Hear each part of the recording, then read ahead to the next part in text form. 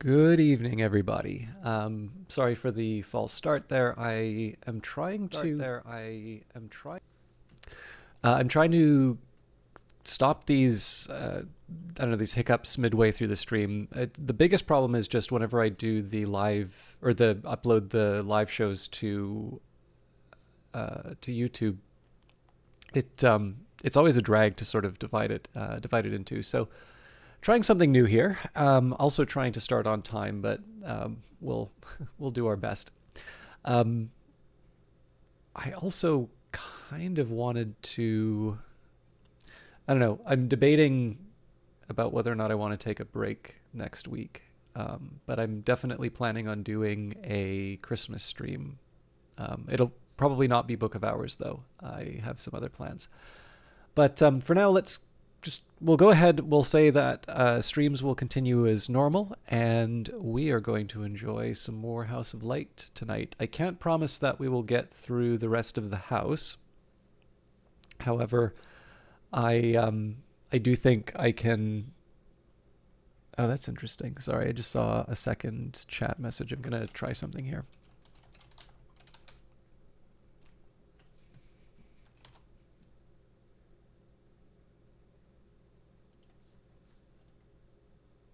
Okay, looks like it's working.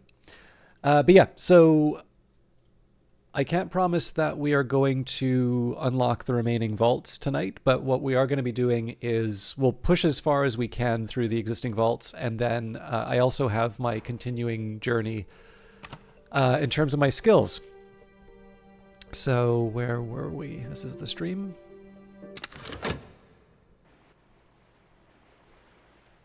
I'm finally getting to a little bit of I don't want to say a low point at work, because actually it's going quite well at work, but I can sort of see the end of a big kind of block of work that I need to do.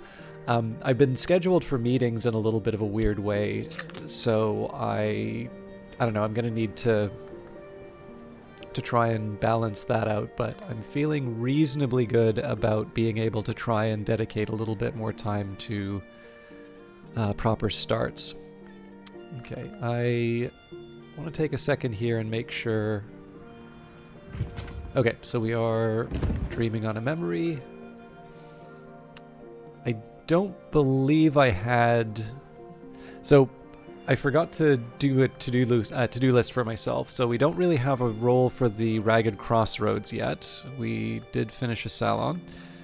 So I'm going to need to figure out what specific set of skills I wanted to get in the morning, but we don't need to worry about that. Okay, actually a funny thing here would be it would make more sense for me to actually use these elements of the soul overnight, because I know I'm going to be down the element of the soul the next day anyway.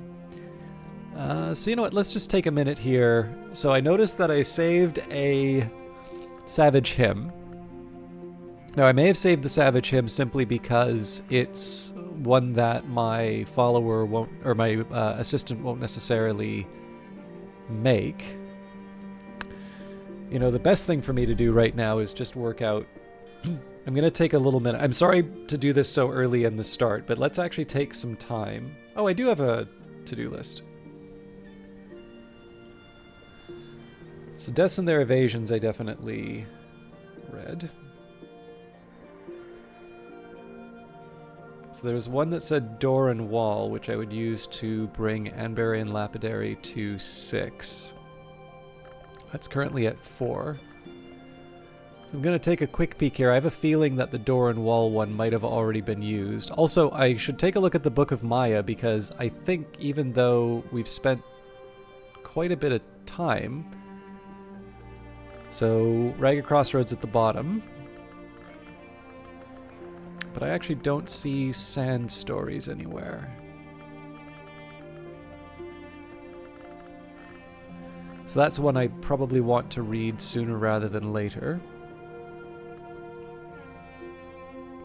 Okay, so a manual for departure would be the one that I was going to use for Door and Wall. So let's I obviously can't generate a memory.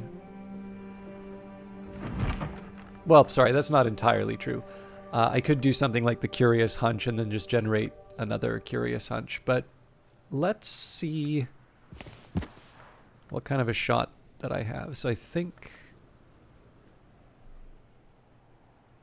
yeah, I can already see this not... wow, see, it's so frustratingly close. Because that gives me 2 knock. So if I apply the shaft, we're up to 13. So I just need 1 knock. 1 measly knock. Oh, you know what? And the occult scrap comes through at the last minute. Thank you, Melmel. How you doing?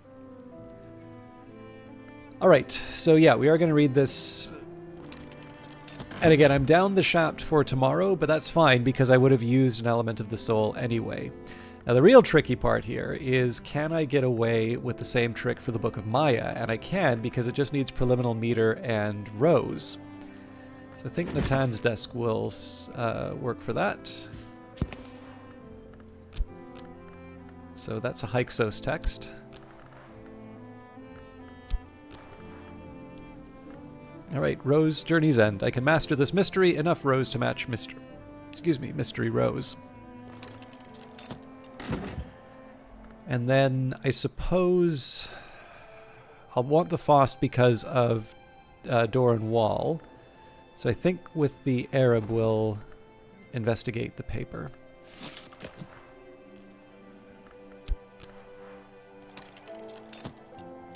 You just got out of the pool, so a little wet. How about me? I'm doing all right. It's definitely not pool weather where I am. My back has been a little sore since I had my comical spill. I don't know if they're related or if I've just been sort of sitting improperly or whatever. It's not sort of a permanent state of affairs. Just every once in a while, I'll sort of give myself a little reminder of how sore it is. But if that's my only complaint, I think I'm doing pretty good.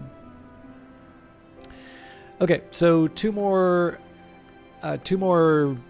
containers to open up in the existing vault, and then we'll want to figure out how we can open up the sealed vault. The heavy granite door and the heavy iron door. So that's 14 and 16.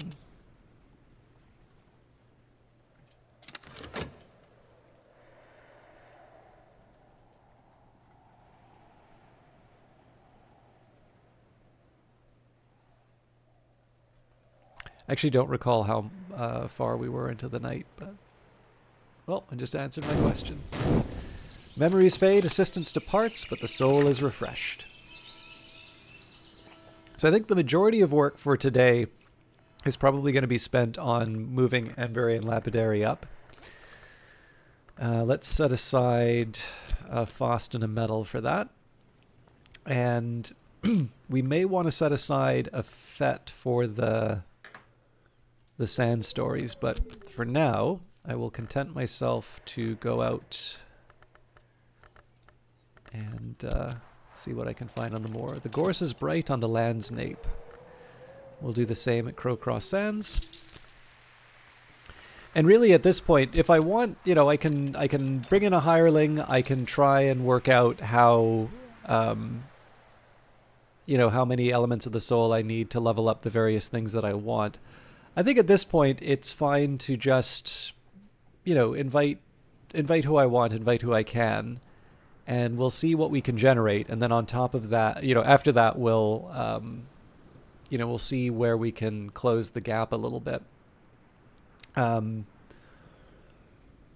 guess the big question here would be, do I want to try and bring in Reverend Timothy?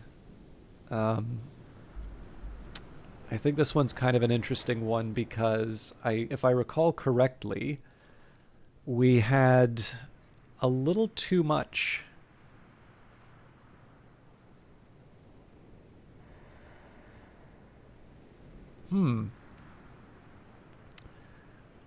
That is an interesting question. So I believe in the affair of the Dappled Rose, so the Vagabond, along with 2 other hours, proposes to challenge Calyptra with a flower that is neither black nor white. She hoped the Carapace Cross would tend a garden of those flowers in the fallen city of Maya, but they prefer to dwell there in peace without risking Calyptra's anger.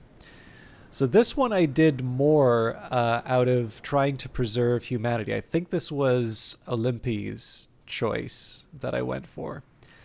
And in this particular case, it was more about the idea of wanting to make sure that Actually, I rather liked this one because it was a peaceful solution. So I was able to achieve something favorable to humanity while also, without necessarily like, I don't know, squashing the cross. But that was not. I mean, to a certain extent, that wasn't driven by an investment in the competition, let's say, or conflict, as you put it, so much as it was looking for the. I mean, like, you can kind of see this if you play like grand strategy games or whatever, right? Like, I mean, I'm assuming that these are supposed to be models of historical conflict as well.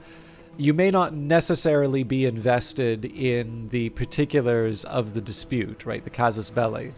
But you are definitely interested in making sure that, your rivals are weakened and your own particular side is in a position of strength. Jaquel, 900th of their name. Thank you very much for the follow. How you doing? But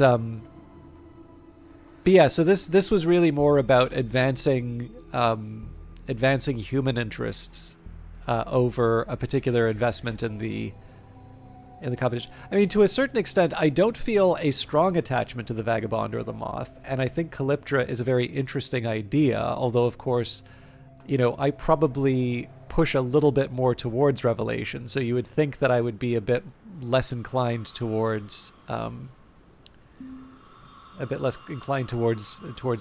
side. And how are you? I just followed you on Twitter and would appreciate a follow back. What have you done on Twitter to make you worth following?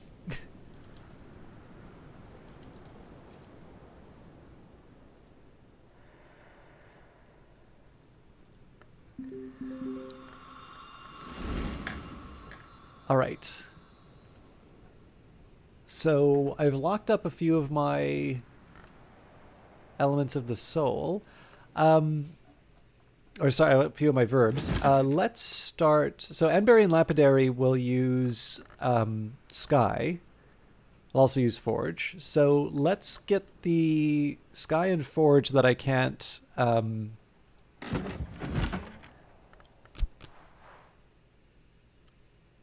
Let's get the Sky and Forge that I can't get anywhere else, and then we'll take that. We'll kind of carry on for the rest of the day, based off of what we can generate from an assistant. Now, I run into this trap every once in a while where I read the Perugian diaries, but that isn't the only source of cheerful ditties. We can do... Oh, I can never remember this. There's the Invisible Opera and Opening the Sky. So I haven't done the Invisible Opera in a while, so let's start with that one. Ooh. Tricky. Let's use a core. Wouldn't have been my normal choice, but... Oswin Meow, lovely to see you too. Well, see, when we were working out the chancel, I, for a very long time, resisted the idea of the Applebright being the one that represented the red flower. And it's just sort of like, nah, man, nowhere hours can't have a place in the hierarchy. This is horrible. But it's always the difference between what you want to be true and what the evidence shows you. And obviously, I did for a certain while think that the and actually I still need to kind of figure this out for myself, but I'm more inclined towards this idea that everything in the Tree of Wisdoms is true, and the matter is one of emphasis rather than determining. So what I mean by that is so one idea that I potentially had when I first played this game without getting a victory was that the commitments you would make in the Tree of Wisdoms would ultimately influence the history that you write. And so the decisions in the Tree of Wisdoms would potentially have some bearing on the world. Now, that doesn't seem to be the case.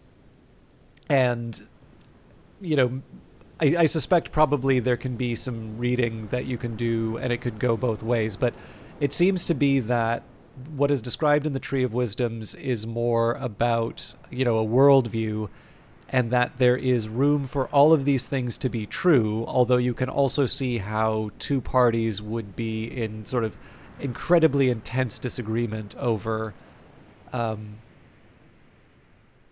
the truth was, right? So this is where I, in the case of so essentially it's when you commit edicts inviolable. For a very long time, I held this idea that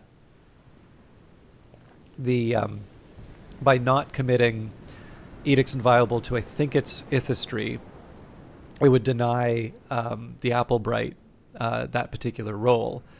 But the big challenge that I sort of ran into was, after looking further in the Tree of Wisdoms, I never really found a situation where someone else was associated with the red flower. And so, at that point, it's sort of like, okay, well, let's go back and let's see, am I, this is just me being all egocentric, right? Apparently the world is not shaped by my opinions of it. And so, I'm still actually quite reluctant to put edicts inviolable in the Ithistry slot. I'm pretty sure it's the Ithistry slot. Nope, Horamachistry. My apologies. They're right beside each other. I think Birdsong's the other one. Yeah. So, but yeah, I don't know. It's one of these cases where I sort of recognize these blind spots in terms of where I investigate in the game, and so sometimes I just reserve judgment until I have a little bit of a clearer idea. Now we can get a Beguiling Melody from Lake Fusino recordings, and now we do have more texts which give Beguiling Melodies, but in this case it's been a while since we've listened to some records. So, see, I don't know if Snow... Well, Snow... I believe Snow is called a Nowhere Hour in the first edition of Towards a Fundamental Aesthetic. But I have a hunch, and I don't know if this is...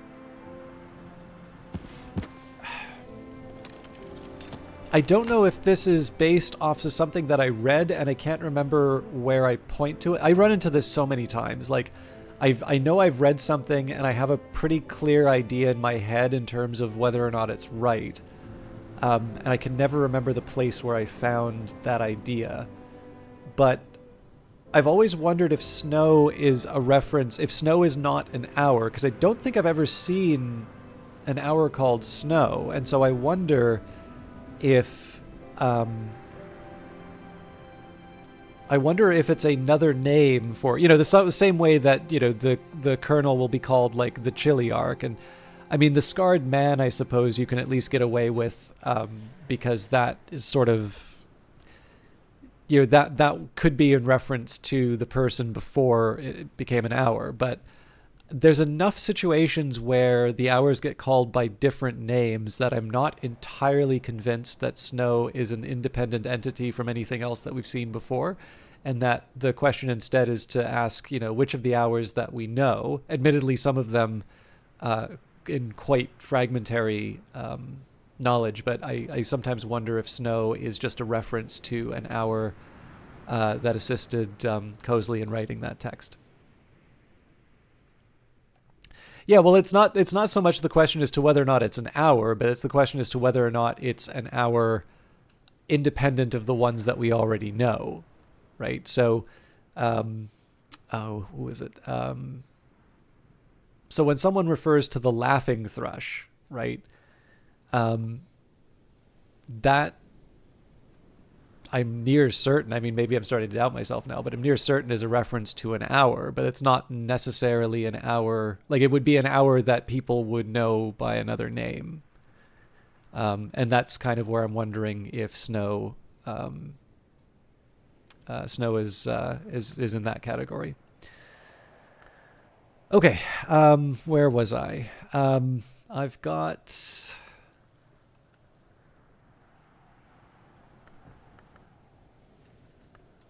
So I think I'm going to keep on my pattern of things for Anbury and Lapidary that my followers or my assistants can't generate. Speaking of snow, how are you doing, Revive Snow?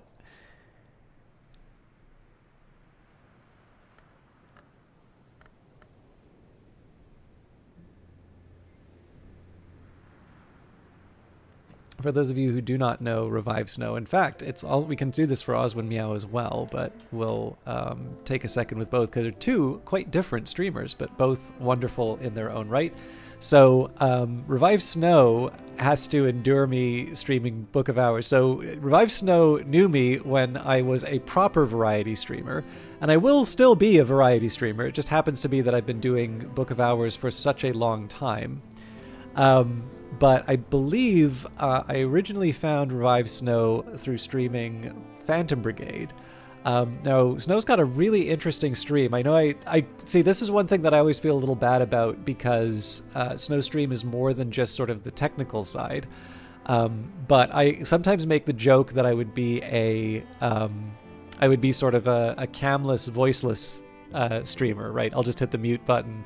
And of course, the joke here is that effectively I'm just playing games and hitting the stream button. But as it happens, Revive Snow is in fact a camless, voiceless streamer. Now, they have a VTuber avatar and they use text-to-speech, but it's a really interesting setup, and I think they do it quite well. And in this case, Revive Snow has done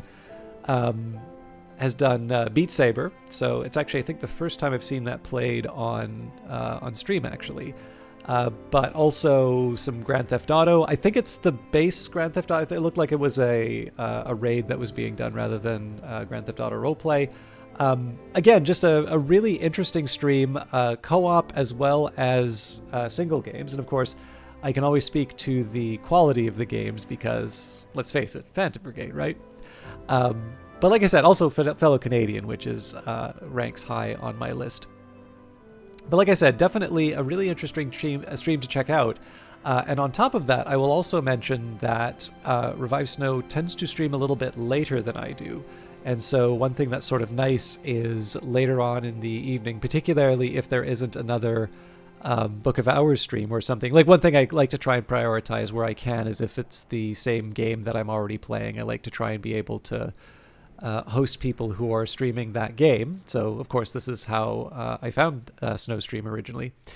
But, the fact of the matter is sometimes people will not be playing the game that I'm playing. And so, as a result, I will feel very safe being able to host a streamer like Revive Snow, who happens to stream a bit later than I do, and I know is going to put on a good show and entertain everyone.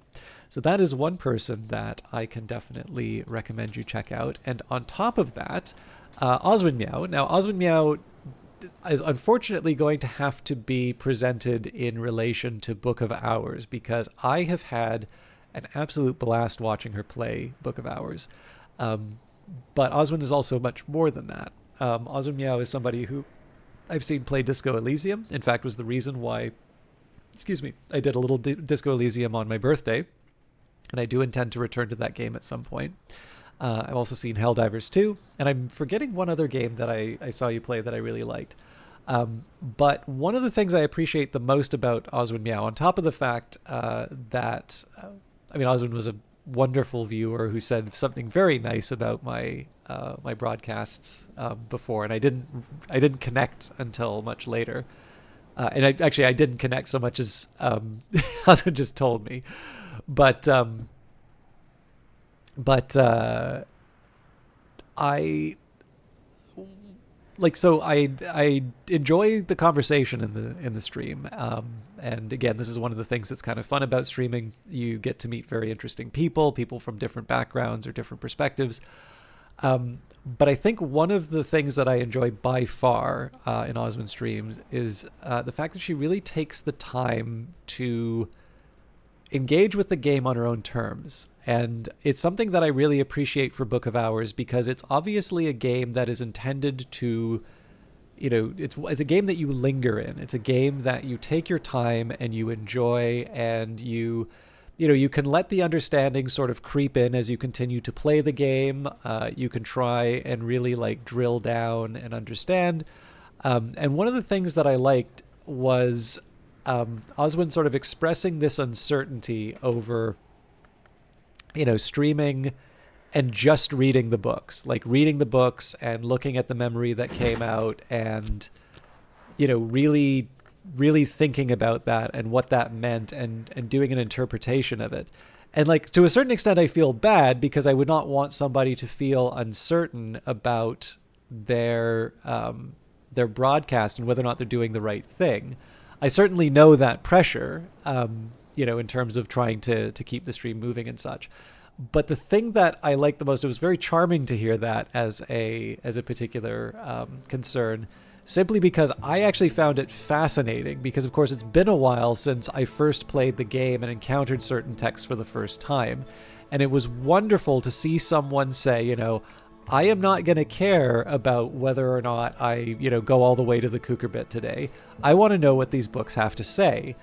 And so I found the concern about the level of entertainment to be very charming, because it is a perspective that I feel I would like to see more of on stream. I don't actually get to see that very often. And again, Oswin probably would say, he's overdoing it, but she's a very bright broadcaster and person. As far every indication I've given is they're a very, very smart individual.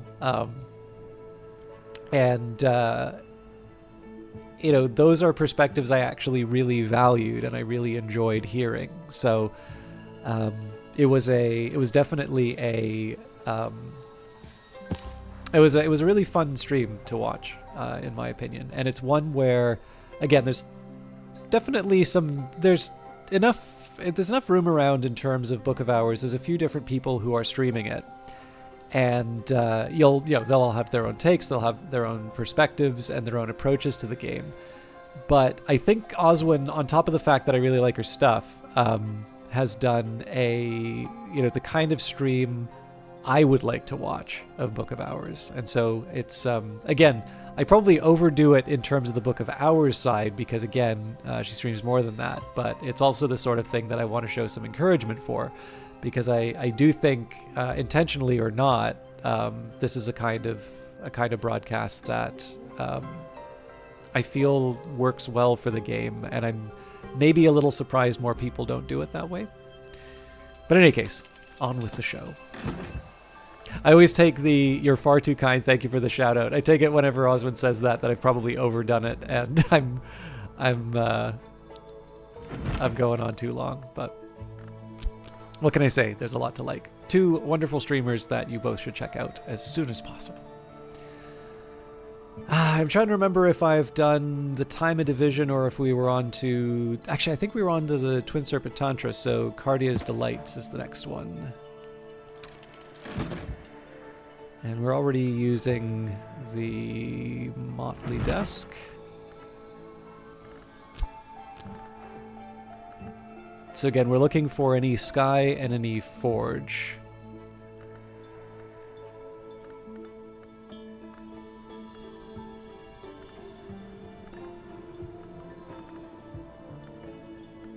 I think I might have taken it all up. So yeah, the Storms, the Savage Hymn. So the Savage Hymn we already have. The Storms are something that we can get from our assistant. And same with Intuitions, and then Solace is down here. So I think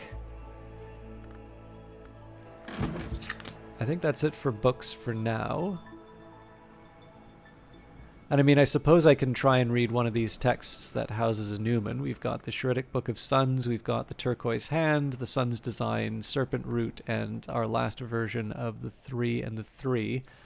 But I don't quite feel ready for that yet. So let's instead focus on bringing in a friend. Mr. Kill always enjoys a chance to catch up with me. Mr. Kill can always spare a few hours to help a friend. All right. So the first thing that we're doing here is just catching up a little bit on... the Gale will be helpful. We're catching up on all of the things that I've committed, so let's just get those out of the way. Tamer of trees, a worker of woods, a consigner of cadavers. He has also been known to try his hand very diffidently at poetry. Mr. Kill, Ryan Spry, doesn't mind stopping for a gossip. Yellowing newspaper, it's dated the year that Hush House was abandoned. Nothing is history when first it happens. Oop. Sorry, I just heard a buzzing in the brain.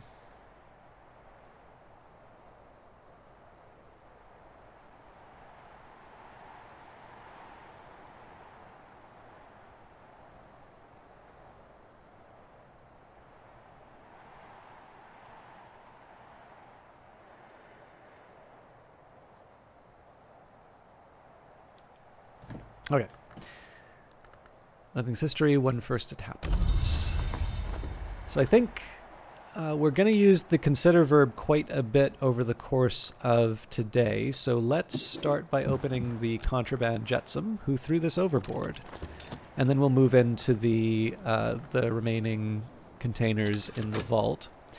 The fact that I'm bringing in Mr. Kill sort of indicates that I'm not really planning on opening the vault today, but that's... Again, I've got lots of stuff from the vaults already. I've got also the books that I need to read as well, so I'd rather focus on that priority first, and then we can double back and take care of the remaining 2 vaults. Oh, actually, that was one thing I was meaning to do, and then the chat kind of came in. I should also work out the Reverend Timothy strategy. So let's take a minute and look at that. Oh, actually, sorry, there is one other thing that I'll say for Oswin Meow, and this is totally not a stream-relating thing. I've got my favorite reaction to George Orwell's essay, Some Thoughts on the Common Toad. I think my favorite reaction to that essay is from that particular broadcaster. And for those of you that have not read Thoughts on the Common Toad, you should go and read it. Maybe that'll be one of the things. Oh, I figured out. I haven't figured out specifically what story I'm reading for Christmas, but I've narrowed it down to a short list. So I'm curious if anybody can name some famous literary detectives. Oh, yes. Sorry, I almost forgot, Oswin. This was the room that we opened before.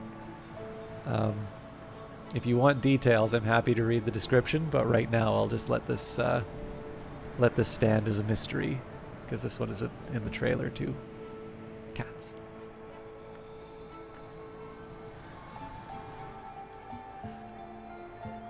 Details, please.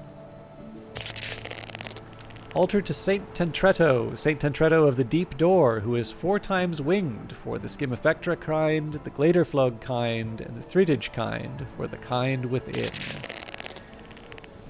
Shrine to Saint Tentretto, the Carapace Cross, the hybrid race, who in their many kinds were winged, legged, eyed, bright, dark, scaled, feathered, chitinous. And us?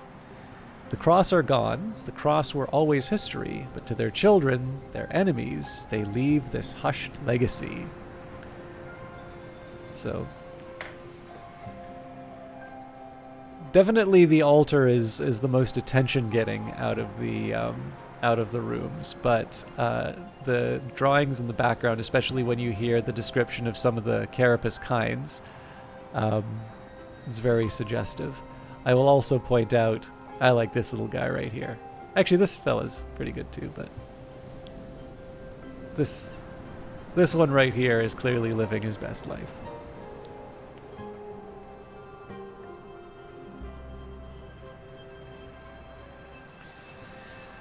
So Reverend Timothy has 1 knock to start with, and then we'd add the Shapt, which is 2.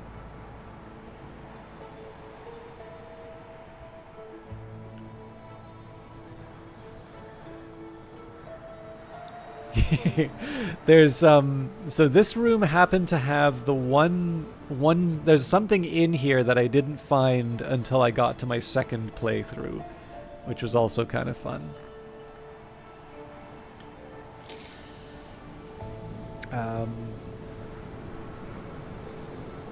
I'm trying to remember.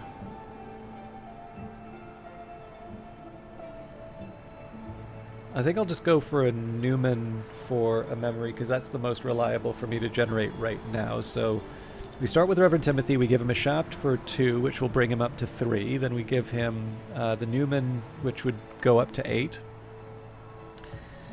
So then, from there, I could give him the Holy Grape Juice.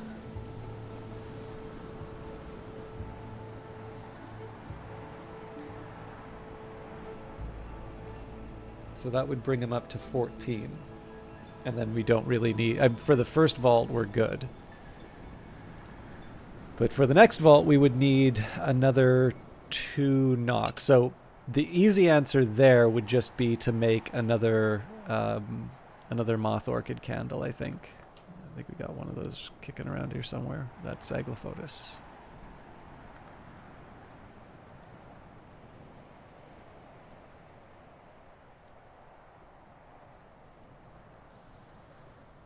I am slightly annoyed with myself if I didn't... Yeah, Honey Scar.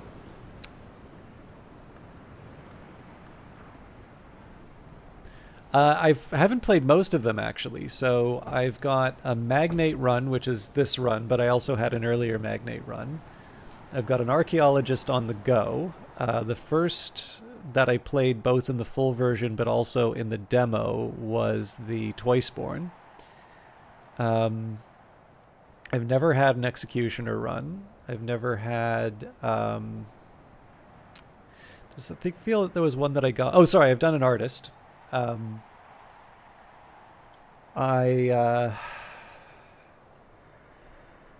feel like there was one that I did for GOG, and I'm forgetting what it was now. I mean, the thing is that I have the saves for all of these. The rule that I gave for myself for this game was if I started a game, I wouldn't have a commitment in terms of when it happened, but every save that I've started in Book of Hours, I intend to take all the way through to a proper ending. Now, that doesn't mean I'll broadcast it. That doesn't, because again, the big one for me is that this is the one time where I've started playing a Weather Factory game early, but because, all that time in the beta and all that time, now, all of that has been spent streaming the game. I've actually not sat down and played this as just say, I'm going to sit down and have some gaming time and go crazy with a notebook like I did Cultist Simulator. It's always been in the service of broadcasting, which is fine. This is not a poor me story. But one thing that is a little weird is that I'm in this situation where I've spent a lot of time in the game, but I actually haven't spent a lot of time doing a set of things that I remember doing and really enjoying with Cultist Simulator. So one of the term is Symergist, yeah. It's I think that may have actually been introduced in... I believe this is now a 6th history property, but that the Locksmith's Dream, the live event is actually something that that deals with Symergists. All right, make a Moth Orchid scented candle to bring dreams. But yeah, so whether or not I do every single one of those playthroughs on a YouTube series or a live stream or something like that, I intend to take every playthrough I've ever started. I've got every single save that I've done, and I intend to bring those to some sort of ending, where and then when I open up the main menu, when I'm playing game 3 and I feel like having some nostalgic moments, I'll open up the main menu and I'll take a look and see all these lovely histories that I've made. Okay, so we've got more or less got a game plan in terms of getting Reverend Timothy boosted up to the level that I need, but I am going to need the sacred grape juice. So, although I guess if I've already used this up, I'm going to need to... I think I need to... Well, there's one more. Oh, also, here's the moth orchid scented candle that I was looking for. Let's see if we can do something with the foundry. So if I add the shaft here, I don't think... Well, first of all, this is... Oh yeah, no, the sacrament assay would work here. I do think I have a spare glassfinger toxin.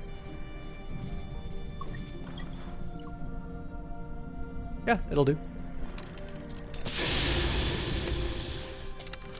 And then I'll make a spare glassfinger toxin.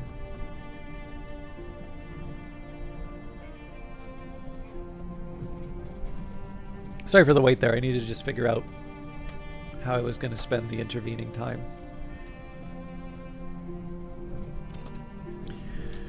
Alright, let's see what we're up to. The Serenity of the Black Wood, an allegorical history of the House of Leith, which it is here implied was inspired by the centipede. Serrano Blackwood is an occult alias to this day. The proverbial footloose gathers travelers in a wood and leads them through, but abandons them part way. They find themselves beset by glorious monsters.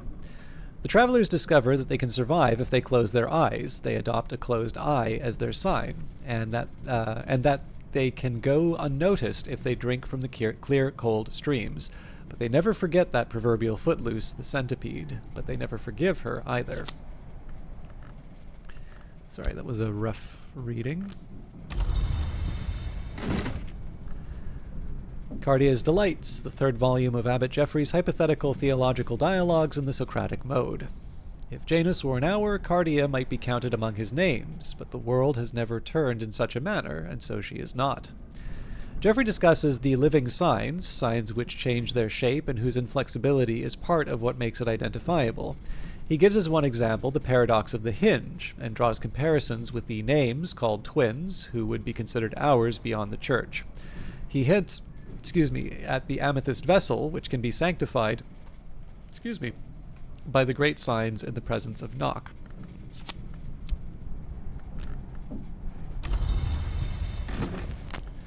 The Lake Fusino recordings of the folk dances of the Fusine marshes. The wailing of flutes, the roaring of drums, cries like birds lost in the marshes. These are the songs the sisters sang to the witch, that the Thunderskin roared to the sky, the songs with which the Dwendrazones of the Mansis keep their vigil. Once heard, they are not forgotten.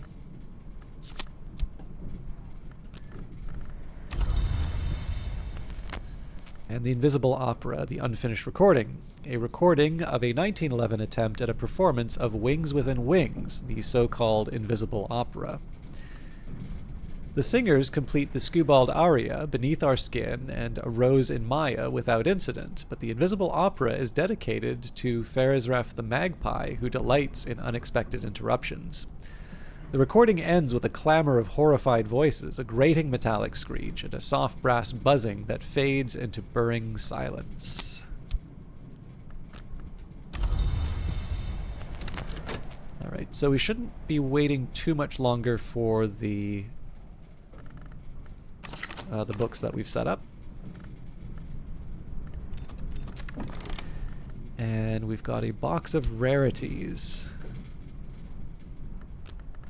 So for that, I think I'm going to use the Arab to open it. Crack open the container, delight in your discovery, a tiny treasury of forgotten things. Perhaps there's a real rarity in here somewhere. Dead men don't tell no bloody tales. Well, who'd listen? So this has actually worked out pretty well for us. The memories that we've gotten from Mr. Kill are both a foresight and regret, which will be useful for leveling up this skill. We'll keep talking with Mr. Kill. And I think depending on how the rest of the day goes, I might be tempted to try and bring Reverend Timothy in tomorrow. A lot of it depends on how many of the caches I go through. Actually, if we wound up with a... No, the foggy day wouldn't work. I would need to read a book. Yeah, never mind. Okay, the yew blank, a wood sacred to the Malachite, who is also called the ring yew, but also the tree that the dead pass in the dark. And sea-strewn, salt-snared stuff, sea glass, smooth as an egg, frosted like a winter window. I'm not going to go to Crowcross Sands with a moor until I've gotten a little bit more certainty in terms of how I'm going to use my Elements of the Soul. I also forgot to earn some money, but I think I can do without. Alright, a scent like evening.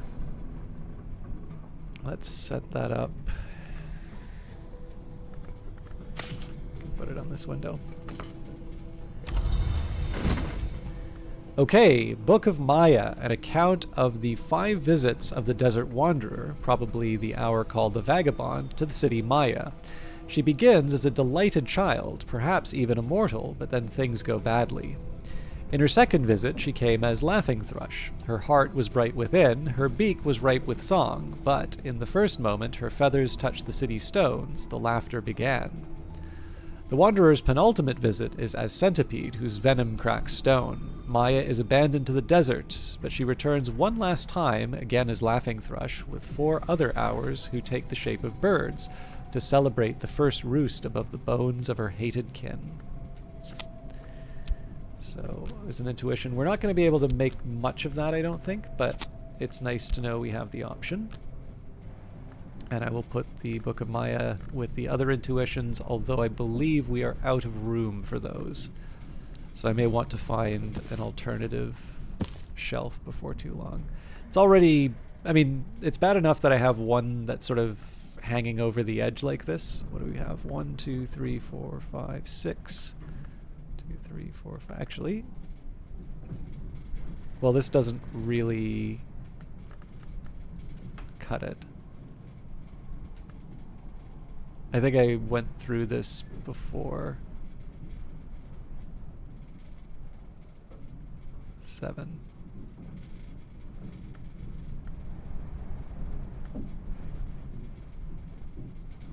Maybe?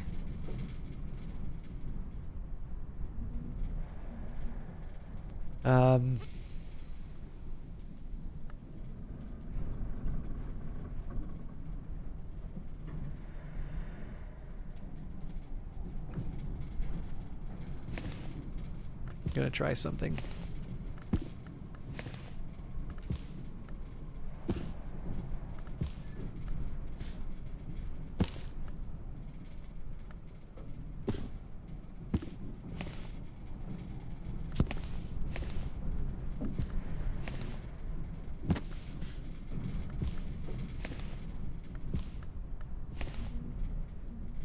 Yeah, no chance.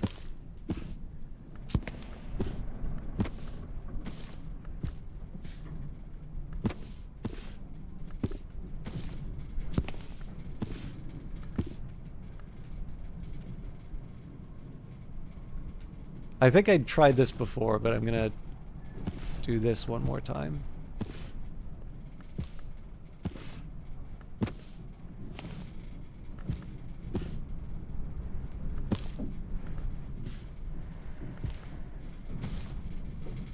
Alas.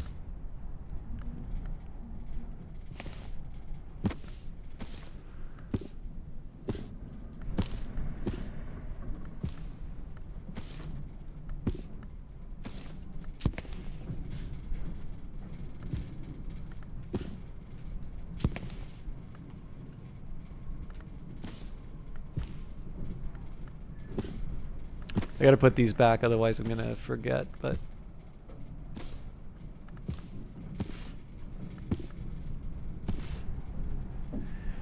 Okay, so 1, 2, 3, 4, 5, 6... Okay, so if I could find something with 6...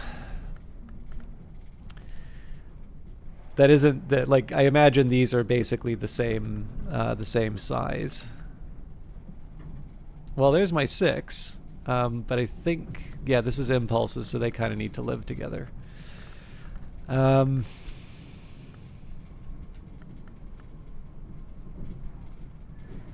so that's 7.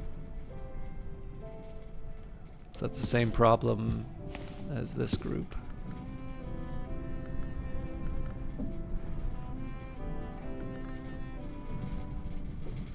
I think what it really comes down to is I need to think about what like I've come up with alternative shelves elsewhere in the house, so I really need to think about where's the next shelf that I'm going to house some surplus in.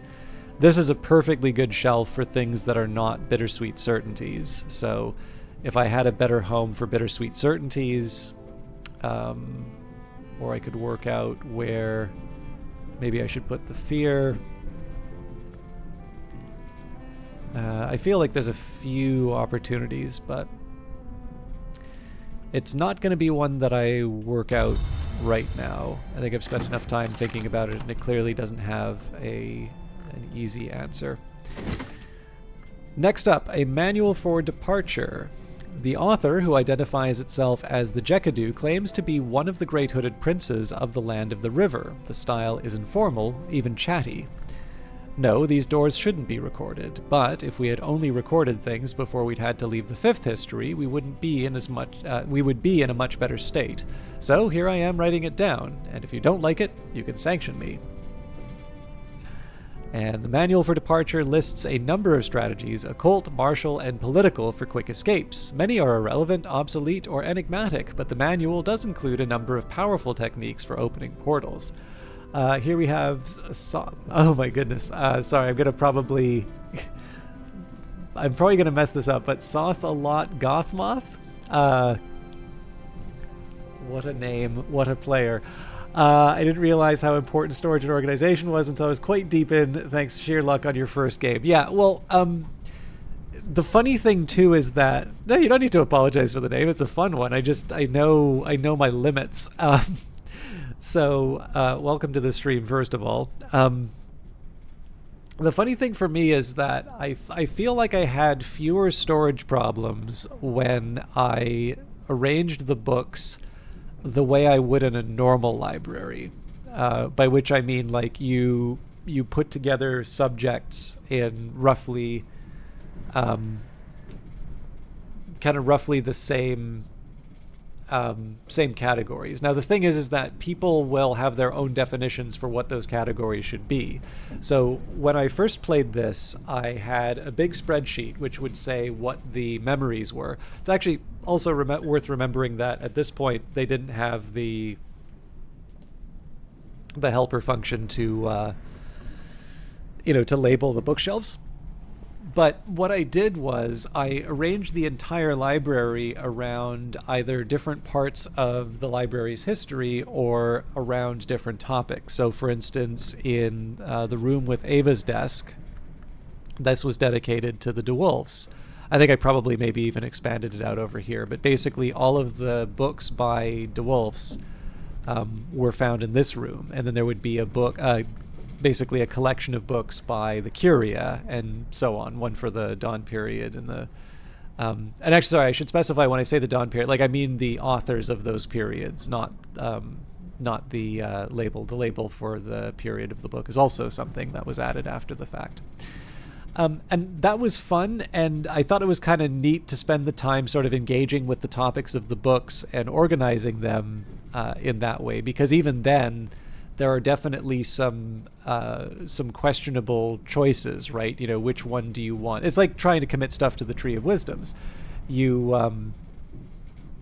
kind of decide what the primary focus of the book is in those cases, and obviously not everybody's going to come up with the same answer for those.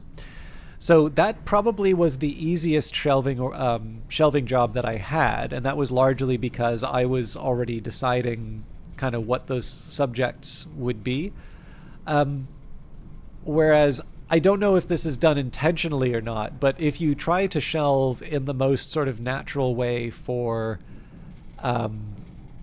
for ease of use in terms of game, that is to shelve them by the memory that they give you, so you don't need to consult an external reference like a spreadsheet. I definitely feel like it's quite difficult to find the space to to come up with a perfect library, let's say. And of course, perfect is kind of broadly defined, so there's no rule saying that I have to. I'm like 99% sure this is the Covenant Stone of Brandkrug. Or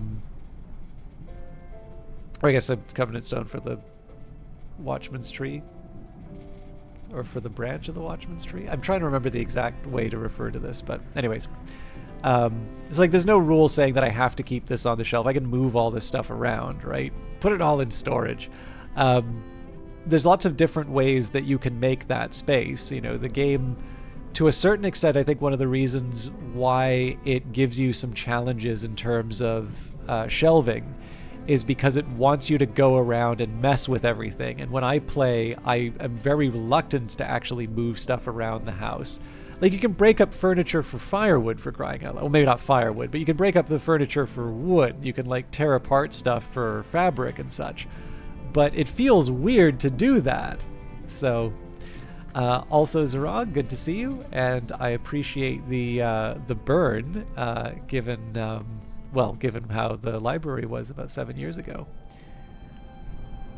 My book color. Oh, that's neat, because you had a dozen index cards with notes and names on them. That's actually a really that's a nice way of doing it too. But this is, like, to me, this is one of the things that's nice, right? Like, if you're the sort of person that likes to take time and like come up with your perfect shelving system for the library, I really feel that you're probably the type of person that the developers made this game for.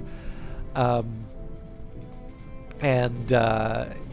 you, or if you, have passionate debates with your, with your friends about the ideal shelving system, like, that's, we've come a long way from, oh, you couldn't pay rent, now you die, Cultist Simulator. So it's, it's just one of these things that makes this quite a special game. Like, I'm really trying to think of how many games I would sit down and say, the shelving system matters, damn it. You really need to know where you're putting your books. It's the organization of knowledge. It's your job as a librarian. So this stuff is fun to talk about a bit.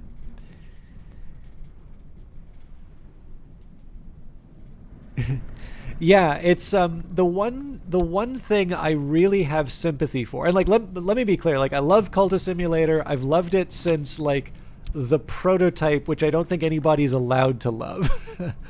I remember the Neville build, but that wasn't prototype, of course. That was the beta. But there were definitely some very rough versions of Cultist Simulator that I've played, and I think,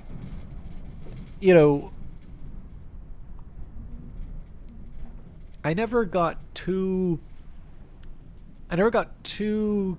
upset about a loss, but I totally get it when people have like 20 or 30 hours in Cultist Simulator and they leave a negative review. Like, I know it's really, and I get it, because, like, if it's a game that you love and you see somebody speaking poorly of it, they're not gonna, like, chances are people are not gonna be nice about that. But the thing is like, I totally get those people, right? You spend so much time in the game and you're just about to get your ascension, and then the big one for me at the end was Fascination. I benefited a lot when they allowed Fleeting Reminiscences to annihilate Fascination. That was really the last one that I was something that could potentially take me out in the game, particularly if I had a season of despair coming in and my dread kept getting sucked up. So that was really the one where it was like, this could potentially end my game here. And the thing is, if you, out of curiosity, which ones do you need to do still, Zarog? If you have gotten that far, particularly if you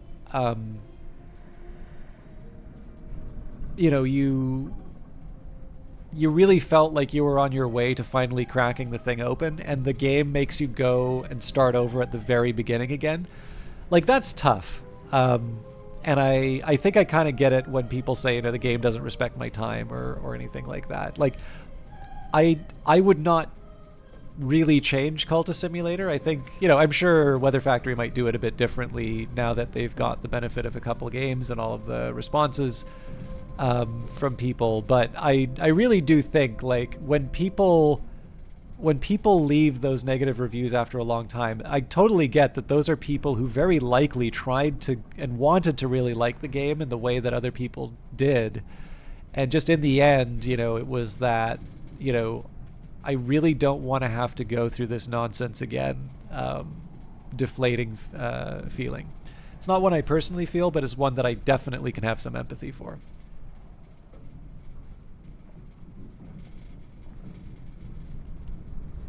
Oh, that's a shame. Yeah, one of my favorite first encounters, and sorry, I know I'm not making progress in Book of Hours, but one of my favorite first encounters with Cultist Simulator was, again, this is the prototype. So one of the things to remember about the prototype was it had none of the guides for what you could put in. So it didn't restrict where you could put cards. It didn't give you like hints in terms of where you should put certain things and so on and so forth. It was just like you put it all together. I'm sure there are some hints that I probably missed inside of the game, but yeah, well, like, this is just it. Like, if you tried to brute force your way through, like, already in Cultist Simulator, if you just try to brute force your way through all of the combinations, there are probably far more combinations than you have patience. So I think already that is that's already a pretty tall order. But in the case of the prototype, it's like, again, literally every card can go into the slots, and so you just try stuff. But like, if you're like me and kind of need a little more guidance than the average person, that's gonna take some work, let's say. So my favorite was, there was a ritual, and like, I think it said sacrifice inside of the ritual, but it definitely didn't specify a person. So I'm like, okay, this is gonna be my first ritual in Cultist Simulator. Here we go, big dramatic moment. Find one of my cultists that I'm willing to sacrifice, get in there, put the combination together, hit the start button, and the result is nothing. I was like, huh, that's funny. Usually if you're making a game about the occult, the ritual does something. But it was definitely not a person that I was supposed to sacrifice. In fact, when I put funds inside of it, that wound up working. Now, again, I don't know what the combination was supposed to be. Again, all that sort of stuff came in later, and my understanding of those mechanics came in later. But I had this wonderful image of like the sacrifice, and the cult leader, just raises his hands from the bloody knife and the sacrifice, and there's silence, and everybody looks around. And go double checks the page. It's like, oh, sorry, I'm gonna have to clean all this up. It's like, the great sacrifice was just money. So yeah, I mean, the unintentional humor of that moment just completely sold me on the game, and I from there, I mean, even though I don't actually think that moment is possible to do in that game anymore, without, I mean, you might be able to like bend the game around to accomplish something like that. But that was a moment where I sort of realized, there's something kind of fun going on here. Like, the fact that this allowed me to have this idea in my head, even though it is there is a wonderful sense of humor in both games, but it's not it's deliberately funny when it wants to be, but it's not a comedy game, and it's quite restrained in its use of humor. And I know this because there are some funny lines which actually were taken out of this one. They might have always been placeholders, but it doesn't overdo it. I tend to, on the couple of times that I'm funny, tend to just overdo it in terms of humor.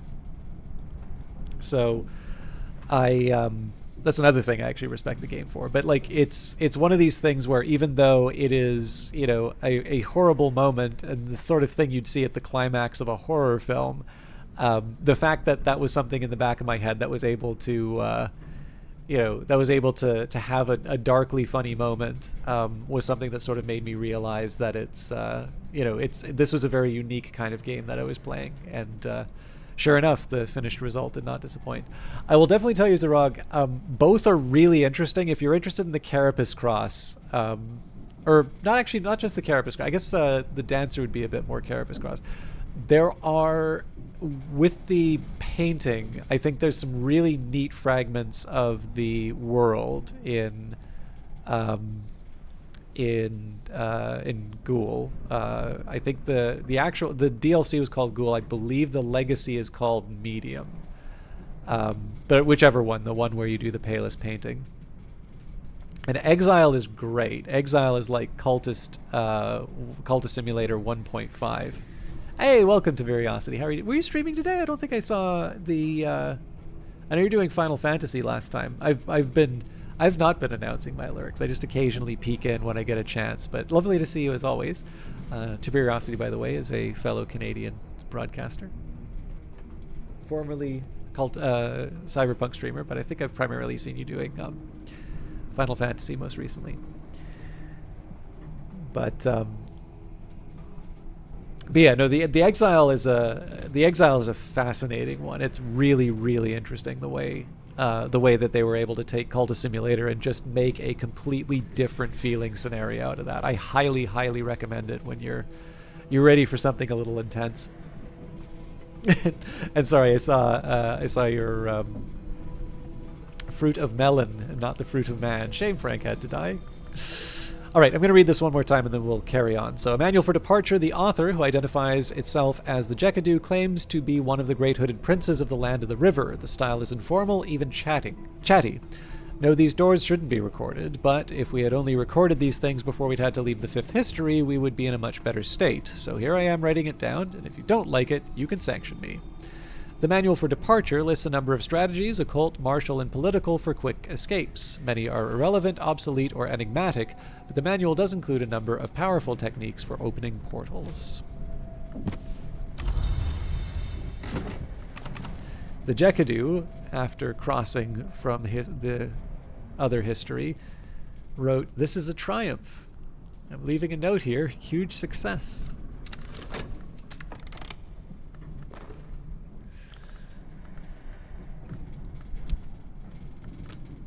Dead men don't tell no bloody tales. Well, who'd listen?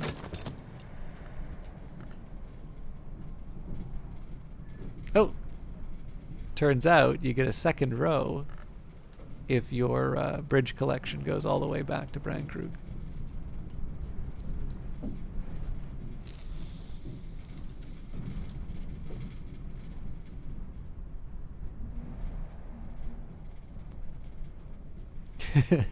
Yeah, eventually I just got to a point where I was like, I am really struggling to try and find a place to put all this. So eventually I just said, you know what? We're putting it all on the bridge.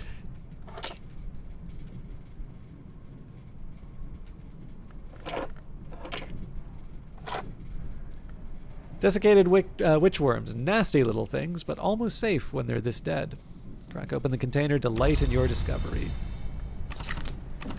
So I think I was going to try and make another glassfinger toxin. So this is not where I get the glassfinger toxin. And we've already got the 10, so really this is just a matter of a glass of water.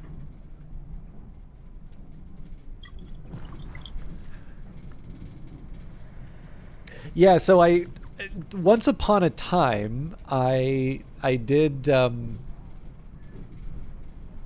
do that, but then I was like, well, why just arbitrarily toss it in when, I've occasionally needed a winter or an edge, so I just kind of save it, and then I'm like, you never know when I'm going to need it. I may need 127 lost memories in short order. So I better just keep them in case that ever comes up. Brew a bright and lethal toxin.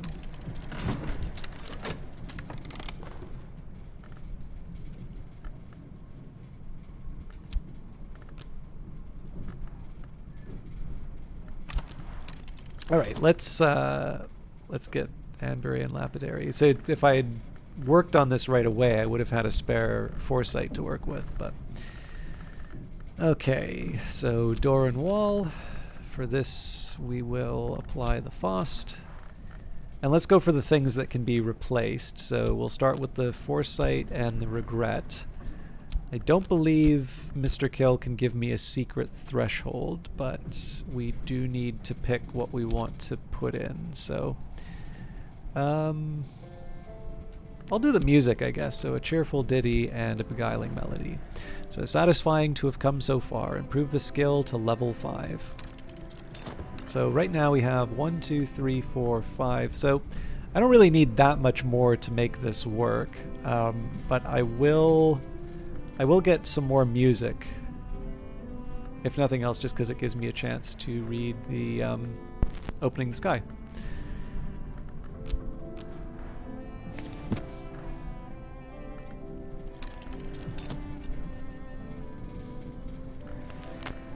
The old newspaper, I will have you know, is kept in a place of pride. But I do also have a backup, just in case.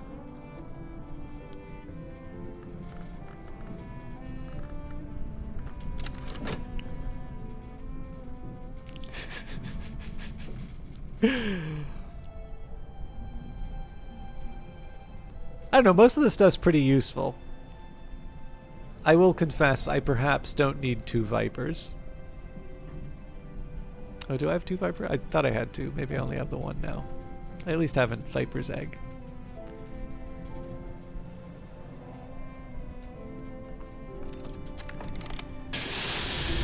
In the name of the 2 blades that are one of the threshold, which has 2 sides, the Sacrament Asite, back in the Dawn period, the Sisterhood of the Triple Knot, used this in the rites of the Horned Axe. Oh, I already had a Glassfinger Toxin here. I bet I can get away with making another one of these.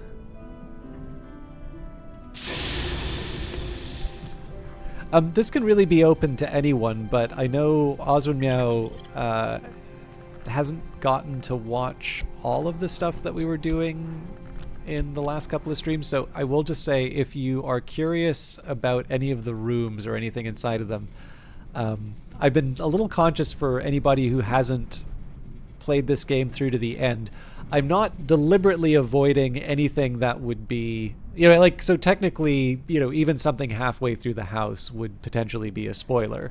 What I've tried to do is avoid some of the really big reveals, and then for people who I know who haven't played the game, if they're not around, that's when I sort of sneak in a couple of extra special moments where I make certain decisions. But there is a reverse version of that, which is for people who are very curious about certain rooms, or they think they see something kind of cool in a room and they want to know more about it.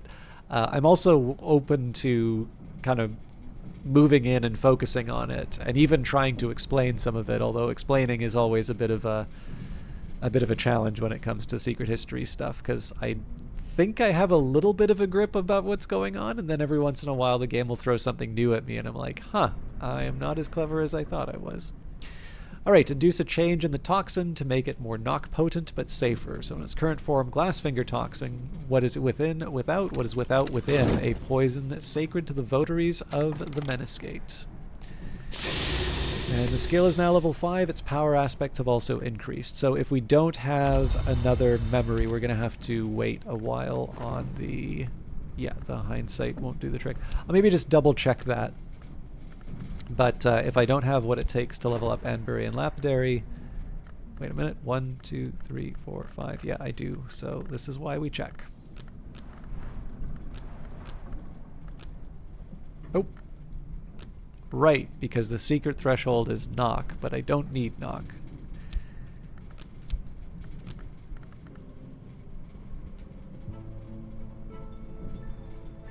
I'm not willing to give these other ones up, so I will start working on Sand Stories, which for some reason or another I seem to have completely missed in this entire playthrough.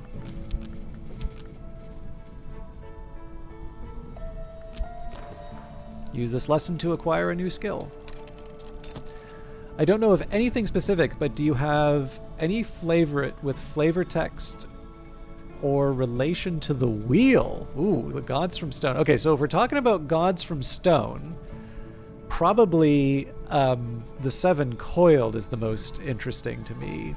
But I'll admit it's probably the slaying of the Seven Coiled that's most interesting to me, because yeah, obviously it's described as being quite hostile to humanity. But in terms of rooms that talk about the wheel, I actually can't think of any offhand. I'm sure they'll come to me as I go through.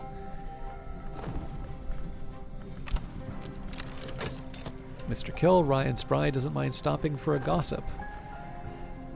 Obviously, the further back in history we go, the more we'd find... we'd sort of find it inside here, but the Horned Axe is here for other reasons, not just because they're a god from stone. And then the Carapace Association and these, you know, it's kind of where you start to tickle the edge of that, but I don't really think they... I really feel like that's kind of stretching to try and make the... like, to fit to the request. Actually, I guess if we're talking about wheels... was it this one? Oh, you know what? Sorry, this is... yeah, here we go. Sacred Spring. The eye marked on the rocks here is not the watchman's eye that decorates the church above, but the eye that marks the Temple of the Wheel in dreams. The priests of the sun would tell you there was no sight before the rising of the sun, but those who've drunk from this spring will dream of another sun, one that swung lower in the sky, one that would speak with us, one that would accept friendly gifts of blood from us.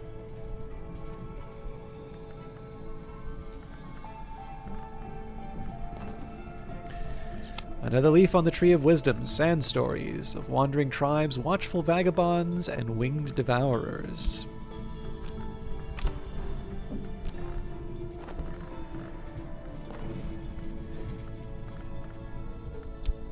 And don't tell no bloody tales? Well, who'd listen?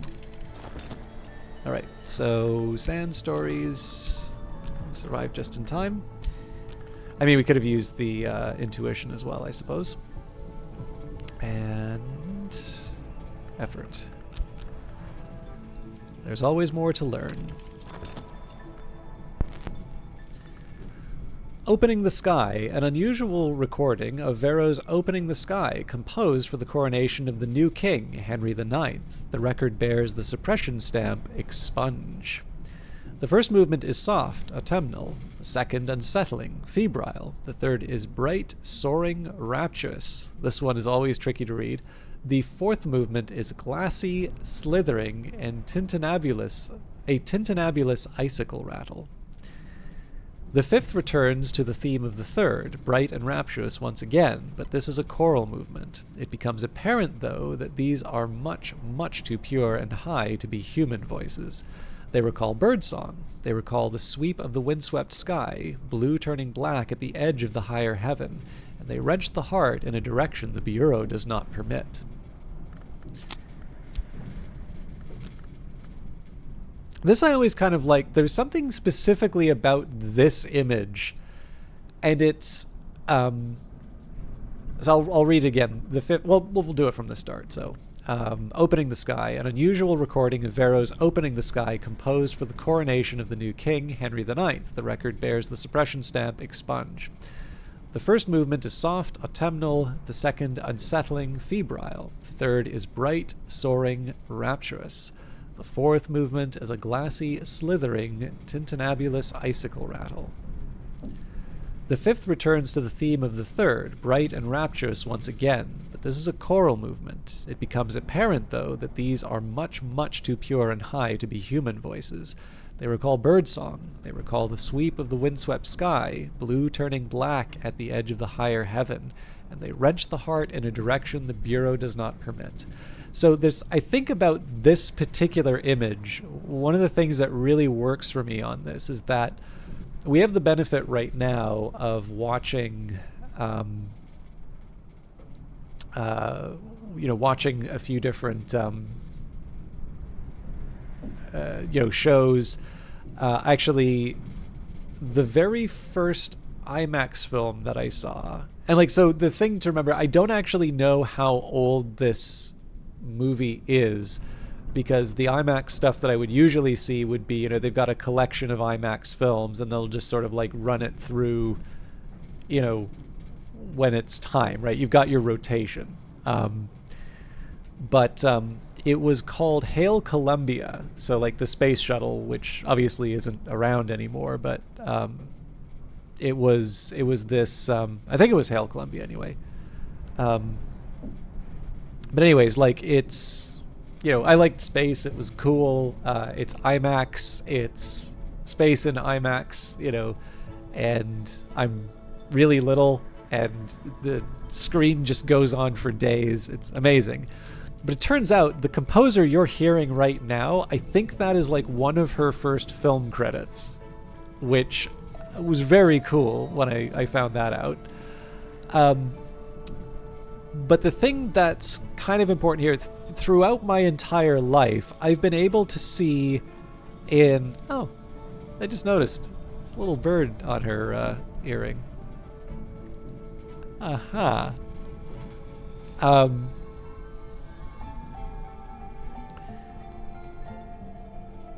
Also, she's got 6 fingers on her other hand. But I think that is consistent with Grail Long. I'm going to need to read those descriptions again. Okay, but anyways, so, all through my life, whether I'm looking at books, like picture books, or looking at stuff on the internet, or having that experience in a movie theater, taking a look at a documentary about a space shuttle,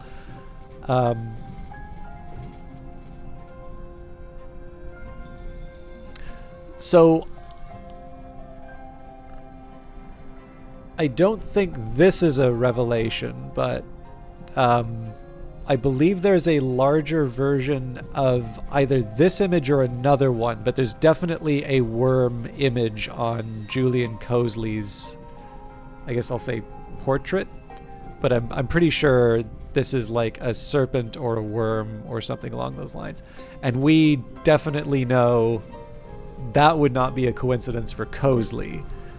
So if it were any other animal, I might say coincidence, but specifically because this is an icon, I don't think there are coincidences specifically in the context of an icon.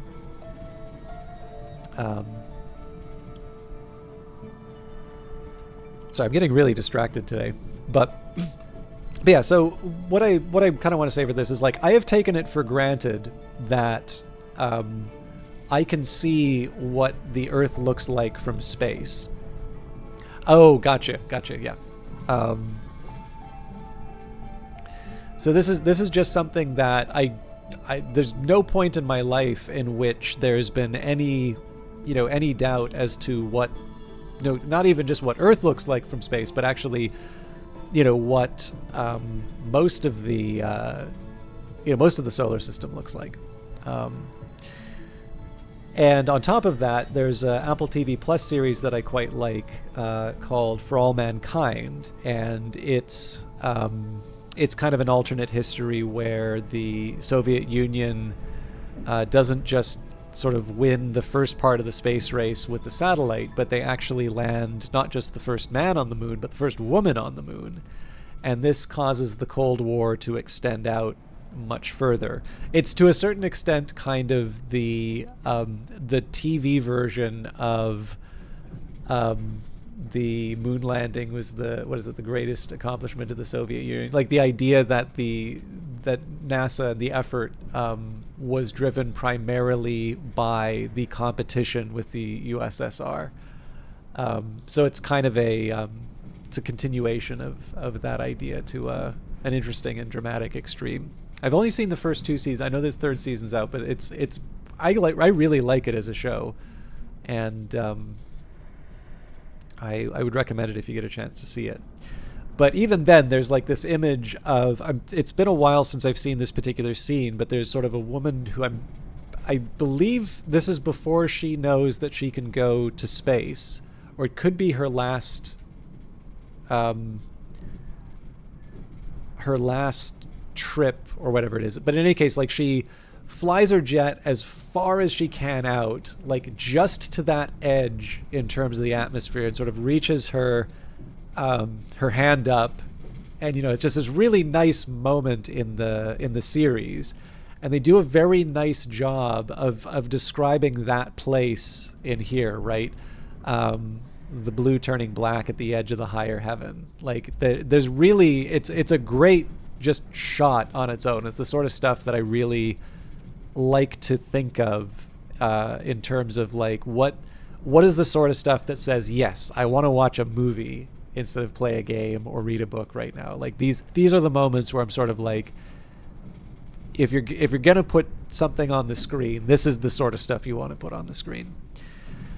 And but what really catches me about this image, of course, is the year that this takes place, right? There's no way that anybody's actually seeing this. This is describing something that is true, something that, human eyes at some point will be able to see.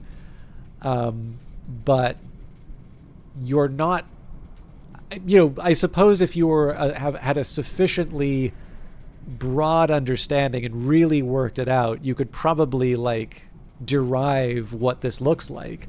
But there's just something really fascinating about something that, even though I know of this as a human, and there's never been a point in my life where I've not been able to verify this through photographic evidence, there's something about this being placed in a symphony in a period of time when no mortal could see this, that really just drives this home. It's a really, there's all sorts of great little bits of writing in this, but this one in particular really strikes me.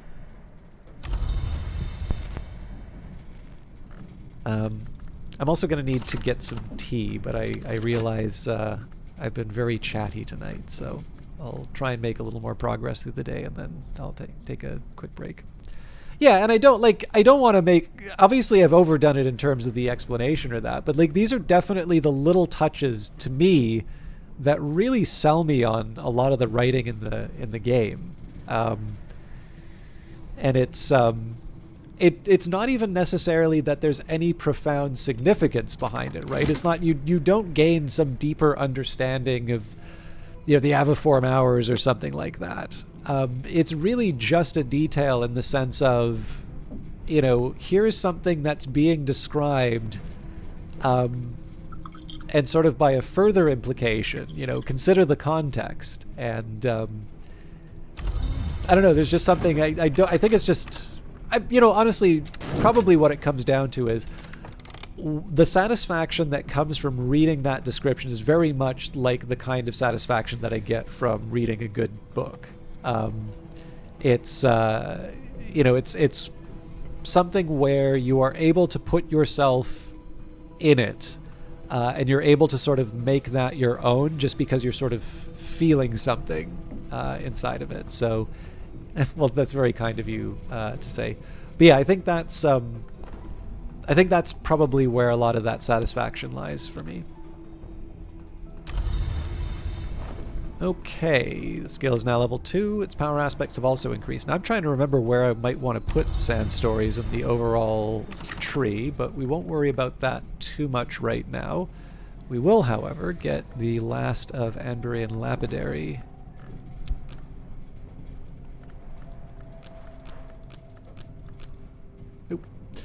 Let's take out the confounding parable, because we can probably take that overnight with us.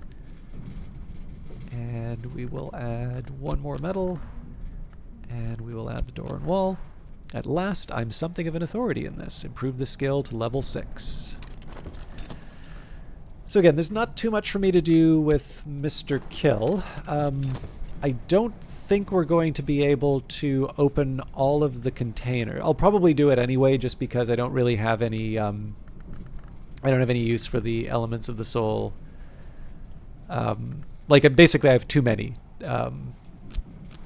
So I'll probably still open both tonight, but I think we're probably going to open up the sealed vault tomorrow. So help with letters. I could offer help with correspondence and arithmetic. There's no school in Brandkrug, and not everyone here knows their letters. And I think when the sun goes down, I'm going to take a quick break. We're all kind of at the halfway point anyway. I'll take a quick break to put the kettle on and get myself some extra tea. If you're insisting, no, I like conversation. It's the, I mean, I'm a disembodied voice over a video game. Conversation works for me. Do you have a favorite wisdom inside? You mean inside the tree? I feel I'm compelled to say illumination because I am way too invested in lantern in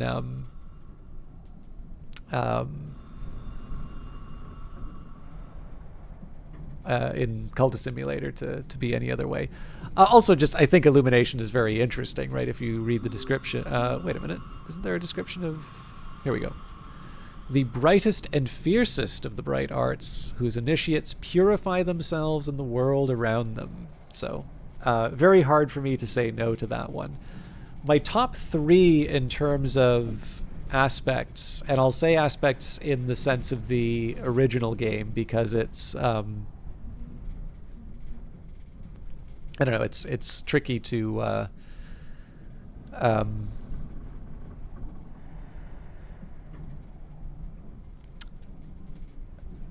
like if I want to try and add the powers inside, that becomes a little harder. Like I don't know if I have a direct mapping for say Sky, and I have my guesses in terms of where Sky would fit on this, but it's not deliberately put down. Birdsong and Bosk are so seductive in this game. Right the opposite side, the arts unregarded. That's a good one. Birdsong is actually especially interesting.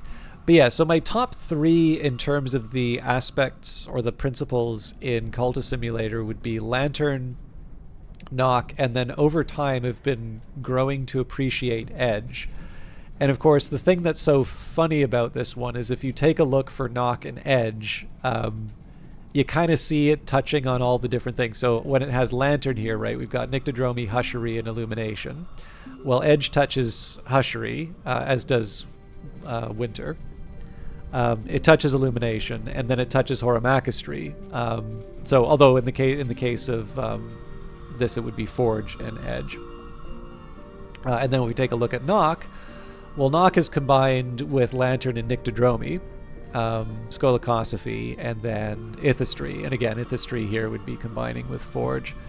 So if I were to say, okay, well, you know, Illumination is sort of a double interest here because it does also line up with Edge, which I've been growing increasingly interested in. And I will say probably I have a slight affinity for the kernel, although to express a preference between the two sort of misses the fact that the dyad requires like both parts to be a dyad. You know, you can't have the kernel without the lionsmith.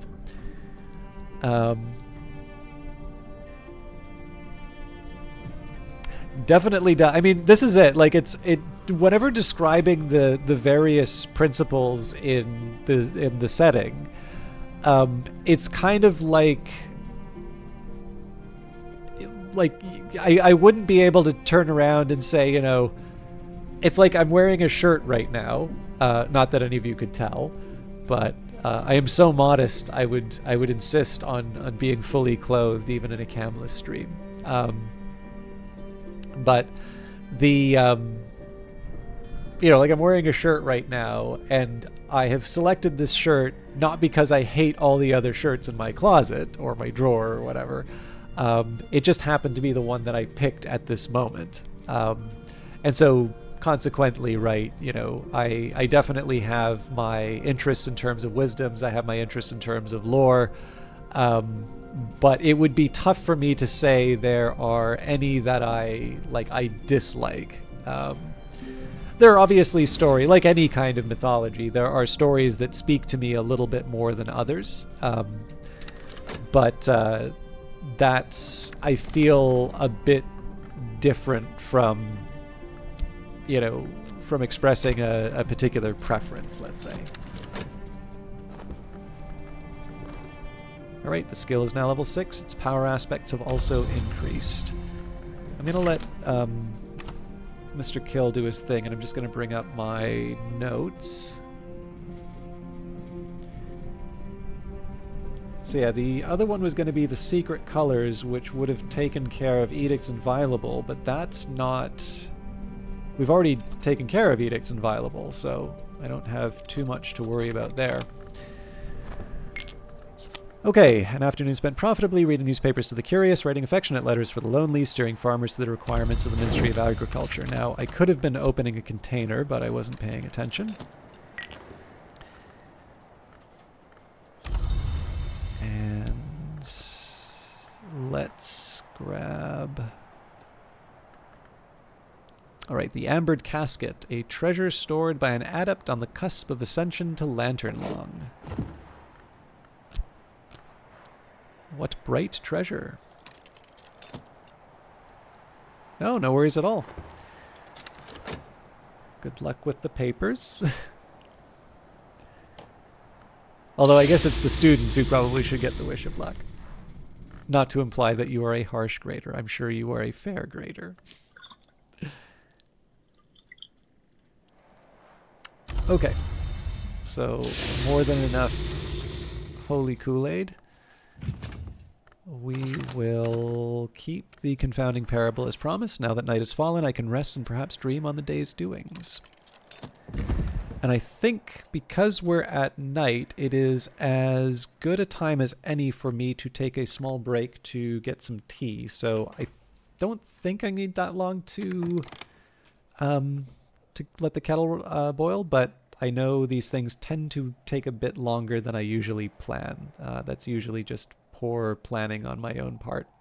But I will try to be back as soon as I can. For those of you who've been here since the start, or perhaps those of you, even if you just signed up, I encourage you to get up, have a stretch, get a glass of water maybe, or some tea for yourself. I'm going to be enjoying a nice mint tea.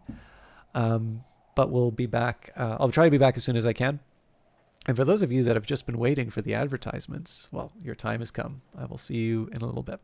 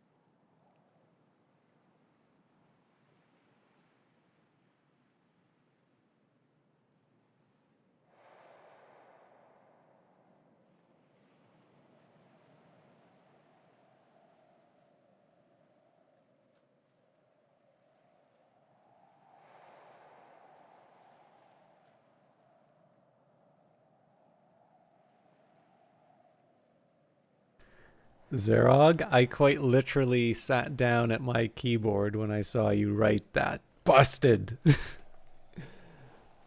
For the benefit of those who mysteriously are still listening to the stream version of this, Zerog says, okay, we need to quickly unbind all the books, separate all the pages, then rebind them with one page from each book per cover. Excuse me. Any unburnt pages get burned. Sorry, unused pages get burned. Unburnt pages get burned would mean all the pages. However, none of you will be able to see, I will not be able to do justice to the message because Zerogdri has this truly astonishing menagerie of emotes. Some of these I think might be Twitch defaults. Like I think the curse one might be one. But in any case, one of the delights of Zerogdri stopping by the stream are usually the animated, but really any emotes. The emote game is quite strong on that particular side of the channel. But welcome back, at least for those of you who are coming back. I'm coming back. Some of you may have just been here the whole time. But let's carry on. So I did want to take some time. I know I spent quite a bit of time talking, but at some point I do want to sit down and work out what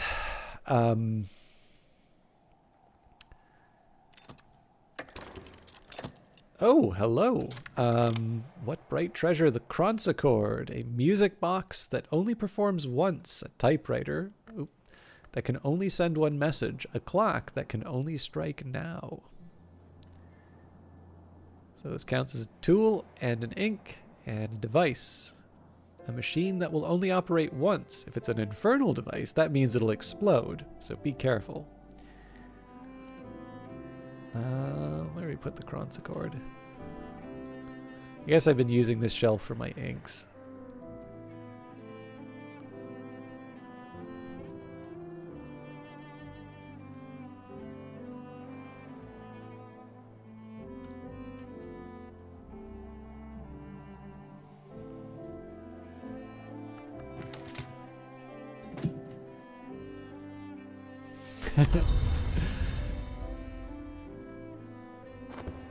I mean, does a 6 knock, 3 sky, 3 winter, 3 forge item seem like a bomb to you? Actually, turns out you can write letters with this thing. But welcome, Wanderer down. Let's see. Yeah, I did say I was going to open the remaining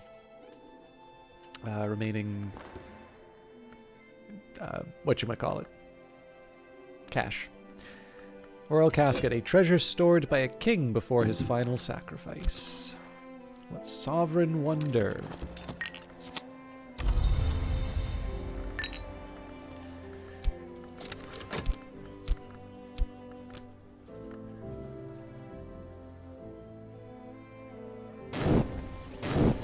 Memories fade, assistance departs, but the soul is refreshed. All right, so we didn't really get that much progress on on the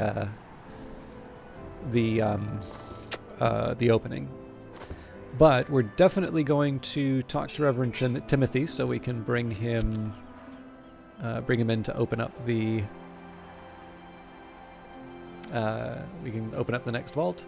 Reverend Timothy enjoys thoughtful conversation, prayer, and tea. He'll offer his assistance in return for a 1 shilling donation to church funds. We do appreciate the contribution. 100 says knock knock. Who's there? Kahu, kaboom. And Zerog says, so it's one of those fancy themed pens. You're not talking about the pen that Viridian was talking about, are you?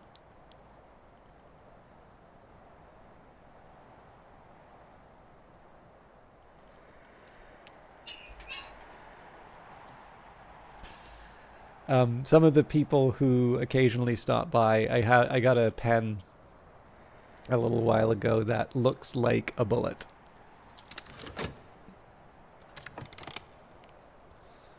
You know what? I'm sorry to do this, but I think I do actually want to work out for myself the skills I want to focus on.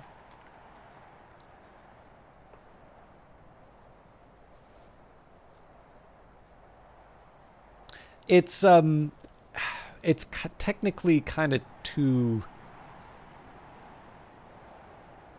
the. Oh, sorry, my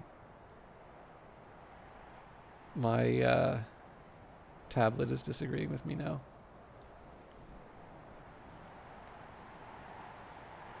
It's very like I'm not gonna get stopped in the airport for having it, um, but it's eye catching. All right, so I want to just take a second here and work out. Many streams ago I worked out a game plan, but I've since actually made some progress on this. So, um, rights of the roots.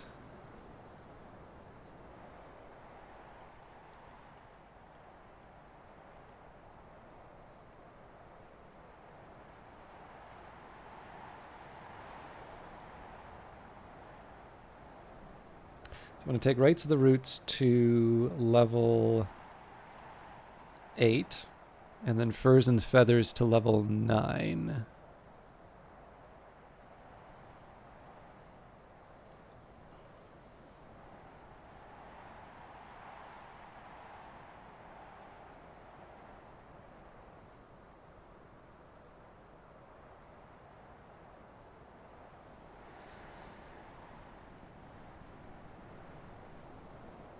My voice sounds like something from the gods from Stone. Are you doing all right?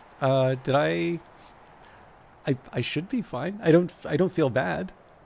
Also, all skills to level 9, run 1. Well, you know what? Since if there's something with the microphone that's off, if second person could just confirm that for me, and I can mess around with it. But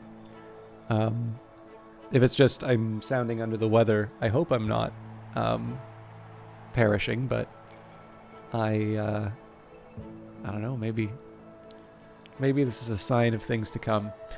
But yeah, so you're with the DLC. This is actually something that I could conceivably do. Oh, maybe I'm not sure, but yeah, I feel fine for what that's worth. But yeah, Zerog, that's exactly what I was thinking. Like when the DLC came out and you have these options of salons, particularly with a specific set of guests, you would have a better chance of being able to do an all 9 run. I'm sure if I had a little more patience for figuring out my best lessons, I'd probably be able to do it under the old system, but having the extra option of being able to get more than just I don't know, being able to do just a little bit more, or sorry, more than just the one book a season is definitely the thing that would cause me to do a level 9 run. Okay, where were we? Furs and feathers to 9. Preservation's taken care of. Birdsong is taken care of. Horamachistry, right. So Anbury and Lapidary, and then Sacrosolus and Victi.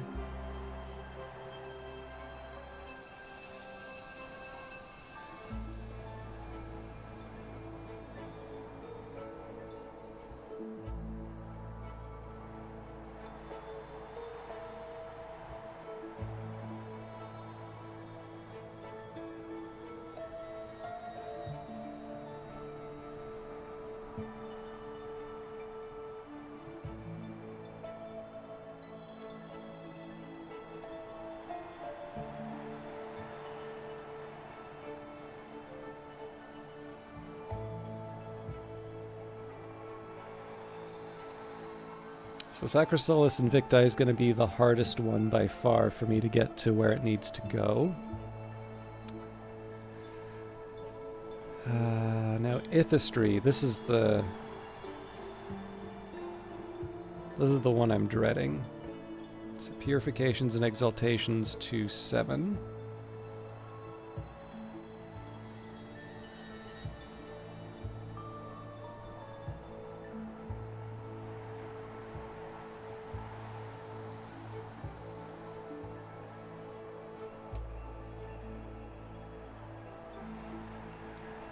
Then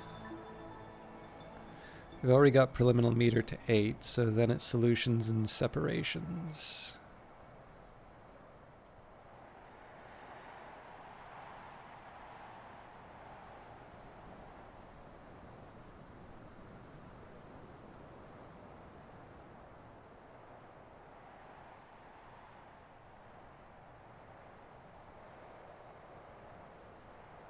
I'm pretty sure that's Knock and Moth, but I want to just double check. Yes. Okay.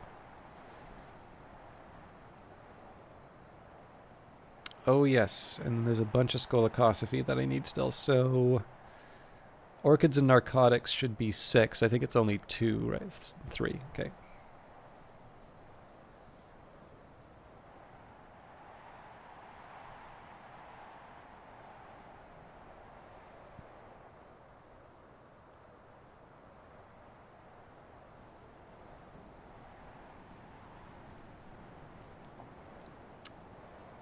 Pentiments and Precursors is also one that's going to be a challenge, so that's 7.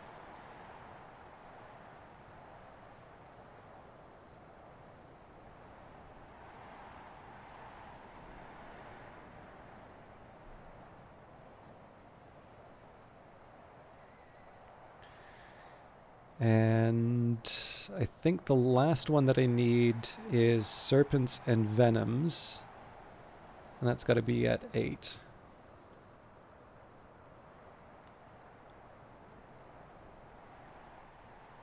I'm pretty sure that's Scale and Moon, but I always get this one wrong. Okay.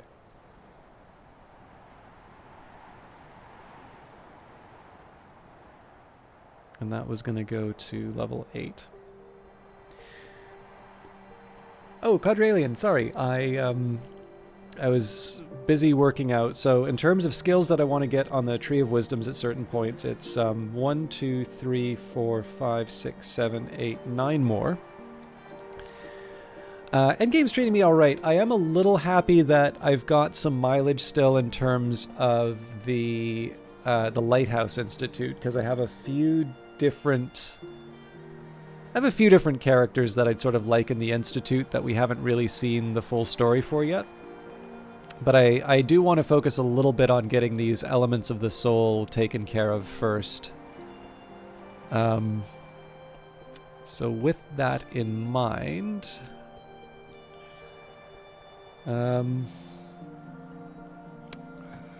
what's the best way for me to... Okay, so one thing that I'll do is comparison. So Rites of the Roots is currently at 4, so I need 4. Furs and Feathers is currently at 2. So that's going to need 7. Anbury and Lapidary is currently at 6. So we just need 2 more for those. Sacrosolus Invicti, 9, and currently at 2, so that's another 7. Purifications and Exaltations. Now this is a little bit further than I thought it was. So that was supposed to be at 7, currently at 5, so we need another 2 there. Solutions and Separations eventually needs to be a 9. It's at 3, so that'll need 6 levels. Orchids and Narcotics is currently at 3. We want that at 6 eventually, so that's going to be 3. Pentiments and Precursors we need at 7, currently at 4, so that's another 3. And finally, Serpents and Venoms, we want that to be at 8, currently at 3, so we need another 5. Yeah, and actually the other challenge that I have, Quadralian, I was never 100% sure on this, but when I take a look at my Lighthouse Institute, if I compare that to the Lighthouse Institute I have in the run that I'm doing on stream, sorry, not on stream, that I'm doing on YouTube, the VOD one, the half-hour episodes, this is actually a different collection of, or a different set of options than what the release version gives me. So I think because this one has its origins in the beta, I'm actually limited in terms of the people who can become part of the Lighthouse Institute. So right now the options here are Fraser Strathcoyne, Kokila Mirajibi, and Daymare, Peter Ekdistis, Ethan Fekri, and John Schaller, Stanislav John Schaller. Alakhaima. For Secretary Vigilant, it's Alakhaima, Zita Bukhara, and Thomas Moore. For Secretary Enigmatic, it's Serena Blackwood, Corso Reverte, and Yvette Southey. And then for Annunciant, we have Olympe Bichet, Ibn Aladim, and Zachary Wakefield. And then there's no room anywhere for the Secretary Persistent. So the beta was pretty clear that the Lighthouse Institute was not fully implemented.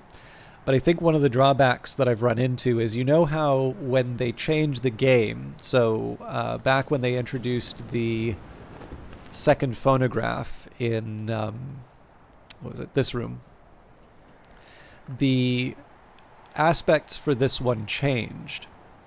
So if you had a save where you, let's say you'd already opened this room, so you already had, you didn't get this phonograph because the room was already opened and it wasn't going to change.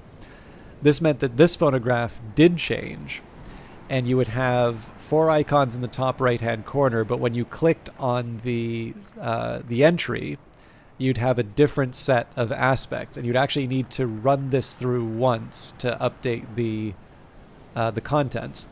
Now, the difficulty is, as far as I can tell, with the Lighthouse Institute, it's kind of an all-or-nothing proposition, so you want to add everyone. So, like, we've got Connie Lee, who clearly is inspired, but there's no space for her, because this is the old version. So there is a side of me, I haven't written support for this, because it feels like such a privileged streamer whiny kind of support request to say, oh, is there a way that I can like force cycle the behind the scenes, in the Lighthouse Institute?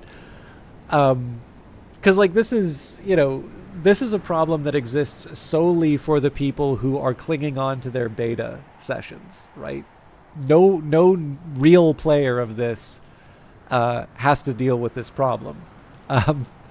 So, am I really going to bug Weather Factory over this particular issue? Like, just, commit the people who are interesting this time around, and then I get a chance to see another ending when I complete the main playthrough. But this does have some consequences in the sense that I do actually kind of need to rearrange how I'm going to build my Curia, or my Lighthouse Institute. So. Obviously, I will take a world in which I have to face this problem than a world in which I don't get to do the beta. But, let's be real. Like, this is not actually a problem. This is a me problem. Okay, so I'm going to try some paths of least resistance here. So, or do I want to do this?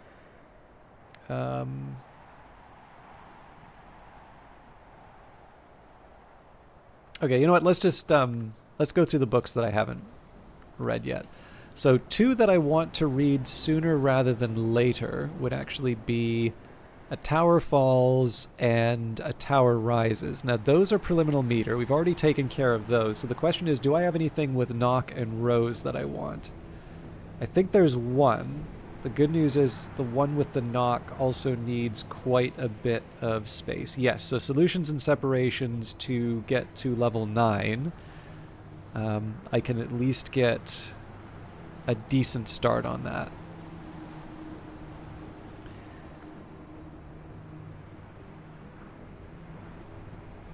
Now, the real question is, can I get together enough rows to read this thing? So I need 18 from A Tower Rises.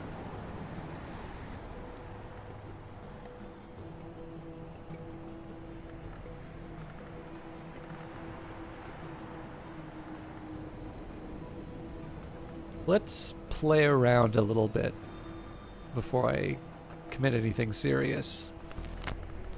Definitely not this one. What you really got to do is you got to play A Tower Rises in one phonograph pointing at the other phonograph, which is playing A Tower Falls at the same time. And these two things cancel each other out.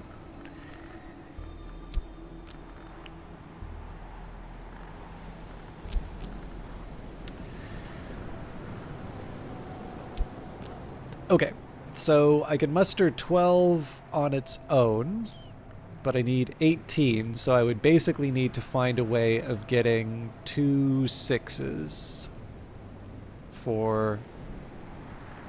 Well, honestly, a Horizon Sight's not that hard to get, so I guess I could do like the Horizon Sight and Occult Scrap.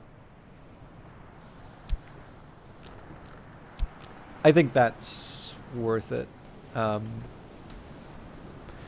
Because I have something I can feed the Stimfling.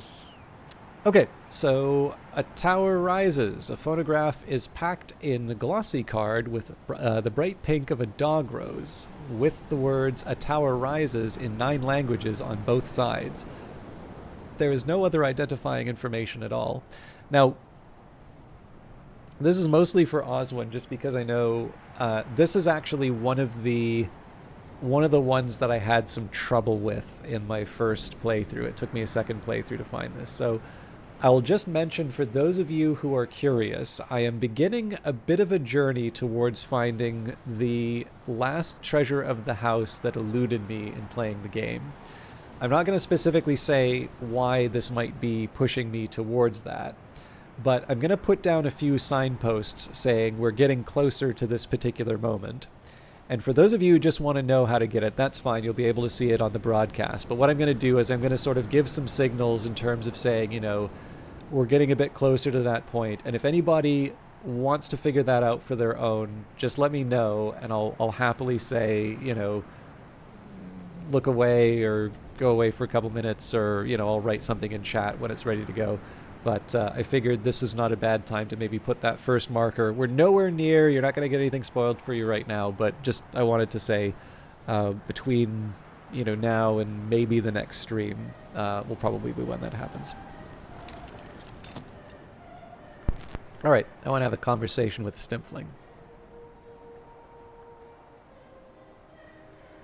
Ava DeWolf taught her father Valentine how to hatch these silvery little villains, but he never learnt to like them.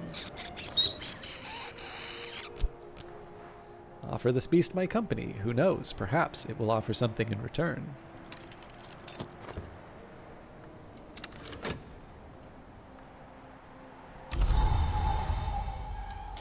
Rain. All right. Not too much to work with. Oh, there is another thing I want to pull out. We're going to read the Cosley book.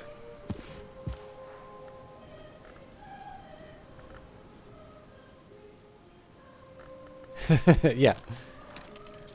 This is the pre-warning for the pre-warning for the early warning for the warning. All right. Rector's assistants. Reverend Timothy, rector of Brandkrug, ordained by the Church of the Unconquered Sun. A learned man, blessed in the tally, the gate, and the light. So we're not going to chat with him quite yet.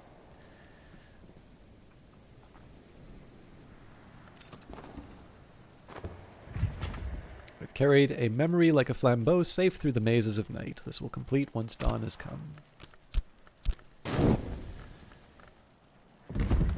I probably wanted to read a couple more books, but let's focus on this. Are you doing an optimized skill tree or narrative style? Half and half. Wanderer down. So I started with a particular set of like requirements. I needed to get certain things, so I committed where I could oh, that's a fun one. We got a forbidden epic from this chest. The attention of the hours is drawn to the bloodiest wars. Afterwards the histories are braided like hair. But yeah, so I took something of a pragmatic approach while still keeping in mind what I sort of felt for this this Magnate run. But the specific skills that I'm working towards right now, there was sort of a few streams ago, and there's actually quite a few streams ago now, I sort of sat down and said, okay, let's actually sketch out roughly where I might want to go with the Tree of Wisdoms, right? Now that I've committed a few things, let's actually figure out where I might want to take this stuff. And so it's not, like, it would be wrong to say it's an optimized tree in the sense that I sat down and like worked it all out from the beginning. But having made some decisions early on, I then took the time to say, okay, so how might I go about setting myself up to get a certain number of outcomes, just in terms of like being able to read most books, in a pretty straightforward fashion, make sure that if I want to make an Encastum Terminale, it's not going to take me too much. And so at this point here, I have a few markers for where I want to be in terms of the tree. And at this point here, I've got a handful of skills left that just need to be leveled up to a really high level. The rest of it is kind of free, but I want to try and get those last few anchors in place before I go too crazy. Okay, you know what? I thought I was going to avoid this, but we've got plenty of time, so I think I will feed the hungry Stimpfling, hissing avidly. And we can finally clean up the bridge.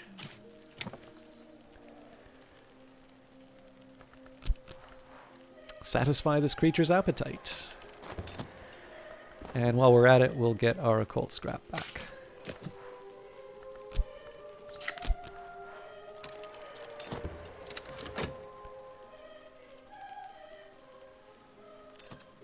Yeah, the thing that I've always kind of liked, so I do have, like, I think I talked about this during the videos for this week for Book of Hours, but one of the things that I quite like about role-playing in this particular game, and this is true for a lot of well-done role-playing games, but I definitely feel that this game gives you just enough to commit to like a decision or commit to a certain idea, but it's open enough that you can sort of draw your own interpretations. And I actually dislike framing things in like a negative light, but I do often find that like some of my better essays have usually come from something that annoys me. So an experience that I've had, and usually these cases I'll say, here's something that came up, and I just won't. Yeah, exactly. So usually whenever I give like a negative example like this, I'll just speak in general in terms of the source of the annoyance and then sort of explain why it doesn't work for me. But I can remember there's a writers group at work, and as you might imagine, like I've been a member of a few writers groups over time. I generally stay away from them than stay in them. But it is nice to be able to encounter other people who are interested in writing at the very least. But yeah, I don't know. It's, it can be tricky because it's, like the people most ready to give advice, and I'm sure I'm guilty of this too, but the people most ready to give advice are not always the people best equipped to give advice.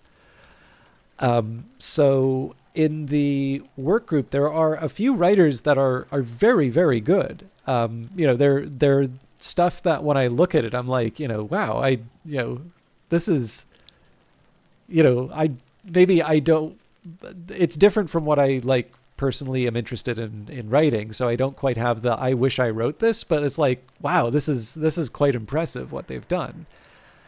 And, I remember for one of them, I sort of took a look and I'm like, this is a really interesting start. And then, we're kind of going around the room. And I remember one of the speakers being quite critical of it because like there were a couple of character traits that these people had exhibited. And what I perceived as being sort of rounded characters and development, for them was contradictory. And like essentially what it felt like was this person giving the advice was really trying to like make everything into a stereotype, right? So like if one character was strong, they would always have to be strong, and everything that they would do would be solved by their strength, and they probably had to be a bit dumb because everything's like a role-playing game with a fixed number of stats, and if you're smart, you have to be scrawny, and if you're if you're strong, you have to be dumb. And that's just the way it works because everything's evenly spread out in the real world, right? And I remember being quite annoyed by this because I thought what was actually going on in this story was development, right? That we were learning more about these characters. There were certainly cases where I wanted to offer some of it. Like, it was something that was being offered for critique and advice, so I did have some things that I wanted to sort of share, but I felt that they were a little more along the lines of, this seems to be what your character wants to achieve. Did you consider maybe establishing this thing a little bit earlier on? Or, you were mentioning that because this was like, I think they'd sort of, there's a word limit that they give because like basically it's done in a very short period of time. They're talking a little bit about some of the constraints that they were facing. So it's like, if we remove these constraints, how would you have done it differently, and so on and so forth. But like overall, it was really just saying like, you indicated you wanted some thoughts on these specific things, but like I think the story's quite strong. So I'm curious why you feel that you need these things. But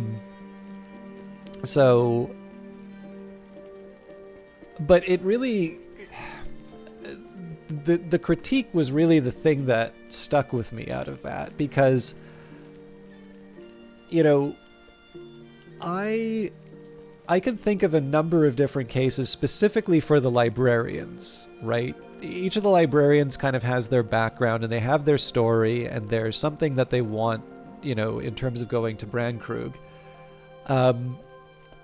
And like, I think the example that I gave in the videos this week was the archaeologist, right? So the archaeologist was curious and something bad happened to them, and now they're sort of making amends. And you could imagine one person saying, oh, okay, well, with this background of the archaeologist, I was burned by this. I'm never going to be curious again. I'm going to fully embrace Calyptra. I'm going to want to like lock down as many secrets as possible. There are things that the world was not meant to know. No more curiosity for me. I only needed to burn my hand on that stove once. And that's completely fine, right? This is a story that you can tell. It's your story. It's a game. Weather Factory have provided you this wonderful playground in which to explore that idea. And if you want to commit your skills to the Tree of Wisdoms to reinforce that, and if you want to write a history that will reinforce those ideas, I feel that the game will do that, and do that in a way that you can tell a satisfying story. If you think back to probably the way, certainly I was taught the Greek tragedies and in middle and high school, and I imagine that probably this is something that a lot of people will remember being taught some variation of it, right? Is that for these tragedies you have, a hero, and they have this very admirable trait, but the admirable trait goes too far, right? And usually this is around the time that people start talking about hubris and such. But, you have, I guess maybe an example that you would have here would be Antigone, right? So you have Creon, responsible for sort of bringing in law and order, someone with a strong sense of justice, and they decree, here's what you do, don't touch the bodies. This is a really bad thing if you touch the bodies. We're going to bury you alive if you don't if you touch the bodies. And then of course there's the other side, which says, no, these are bodies, they're human bodies, they need to be buried. There's a greater law than yours. We should be following this higher law. Sorry, I'm doing it terribly. Sophocles is clearly a far better storyteller than I am. And of course, this leads to tragedy, right? And there may even be, I mean, in the case of Antigone, I think this moment of realization and, maybe an effort to try and make things better, but it's too late at that point. And so, again, there's something very satisfying. Like I by far and away, like Sophocles is my favorite of the Greek tragedians. But there is something to that, right? Like I think I don't want to propose this as like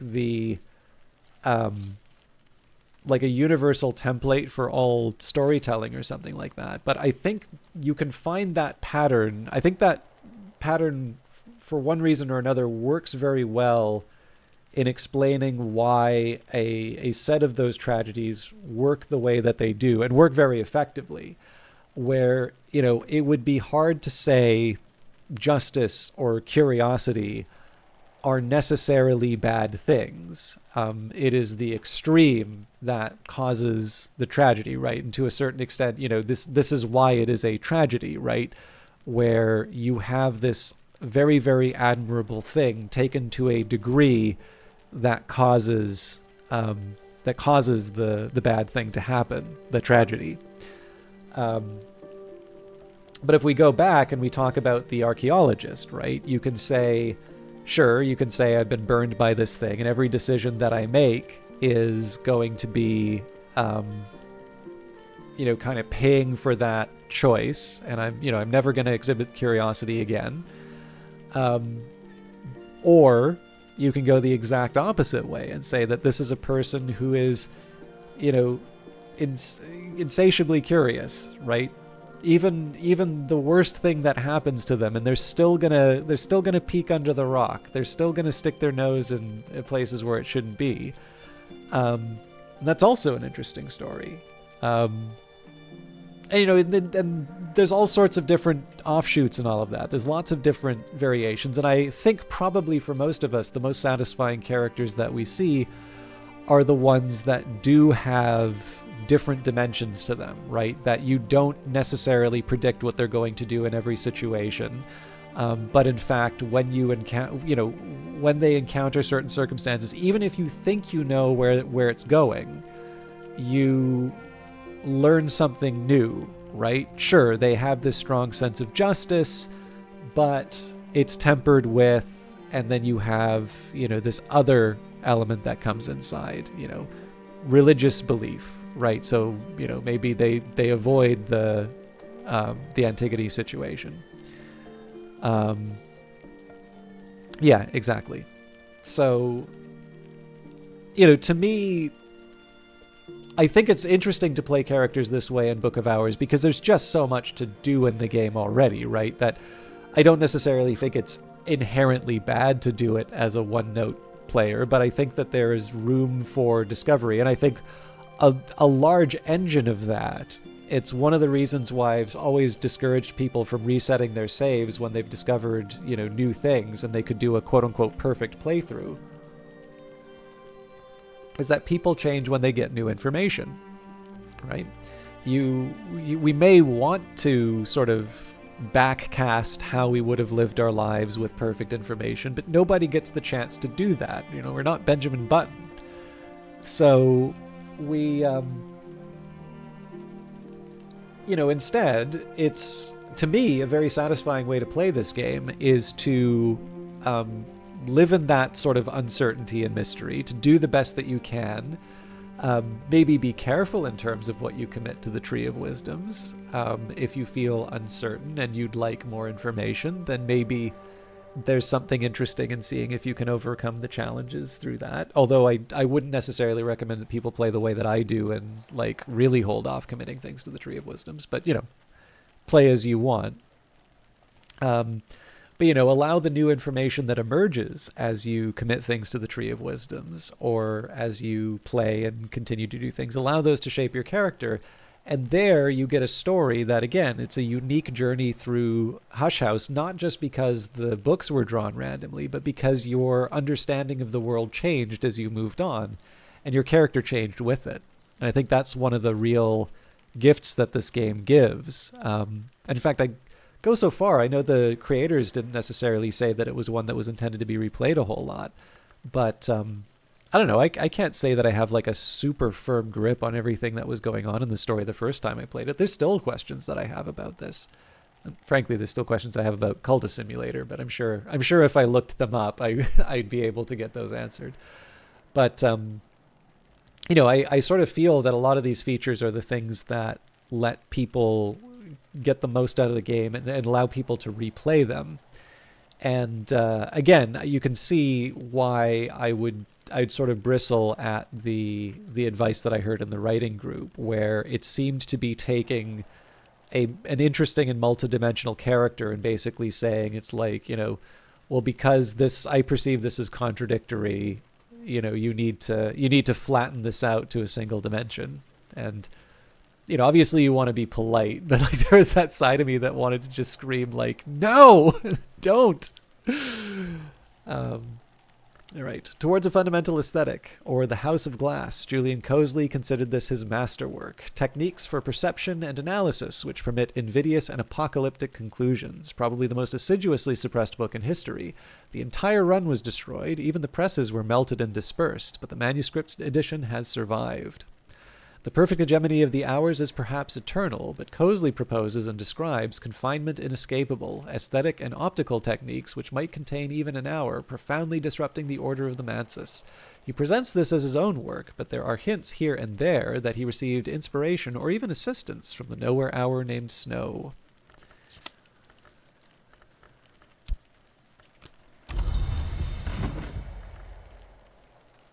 By the way, one thing I've always keep forgetting about this room, I notice it when I spend enough time hanging over it, but the look of the stained glass is realized in the room, and it's something that I don't quite notice at the start, but then if I linger on it for a little while, I get to appreciate it.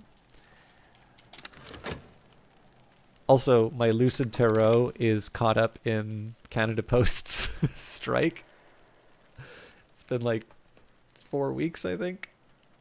I'm mad.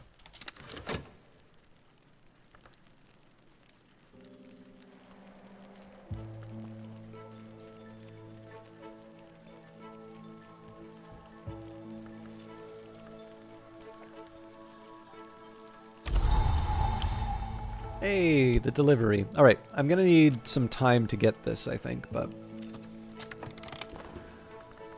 nothing's history when it's first written. Actually, I could be wrong, because we got the Forbidden Epic from the vault. So I think my Consider Verb's free now. Alright, something delightful has arrived. Unwrap, unbox, unleash. And then we can talk to Reverend Timothy about opening a room. While I'm at it,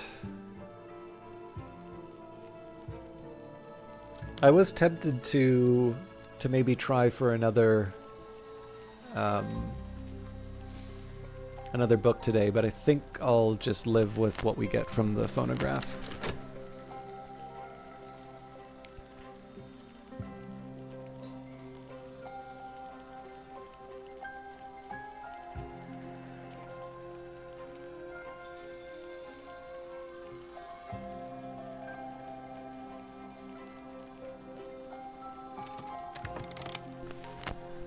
Okay. A Tower Rises, a phonograph. The phonograph is packaged in glossy card, the bright pink of a dog rose, with the words "A Tower Rises" in 9 languages on both sides. There's no other identifying information at all.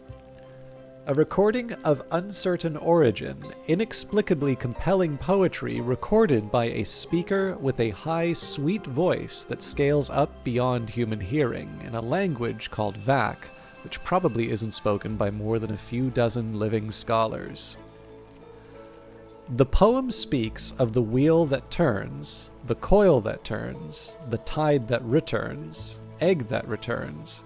It speaks of a cloven sky, an opened heart, a dream of glittering eyes. Speaks lastly of its own conclusion, where it might be spoken in dreams before the deep door by a messenger of histories.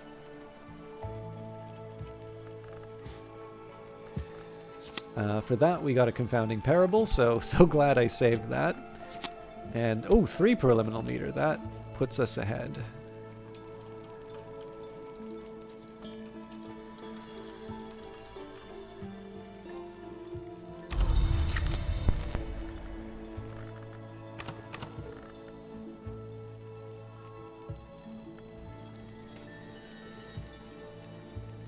Okay, so the aim on this one was to move up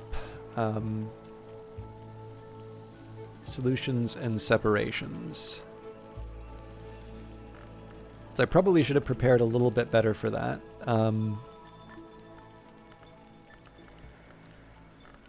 But I guess the good news is I don't really have that much. I don't need that many memories. So I think what I'll do, we'll grab the usual suspects. So it's Knock and Moth. So actually, you know what? I'll just grab all the Knock and Moth that I can get. I was originally going to try and get clever with it, but there's really no reason to because Reverend Timothy is going to be tied up.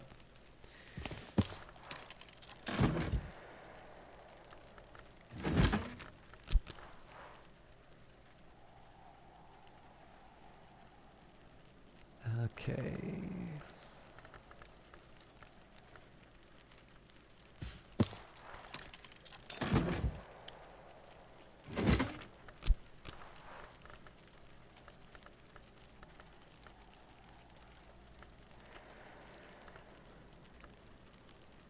I guess I already did a stolen secret, so.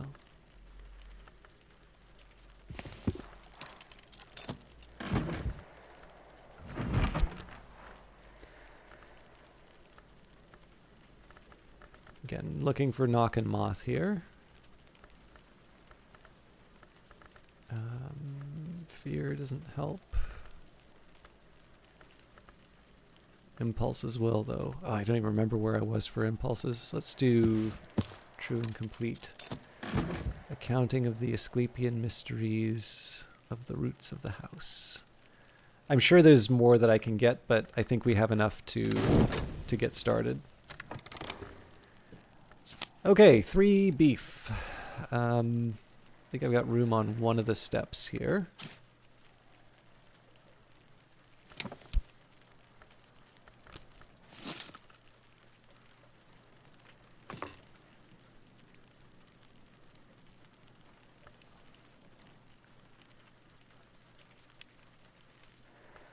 Should be able to fit this one.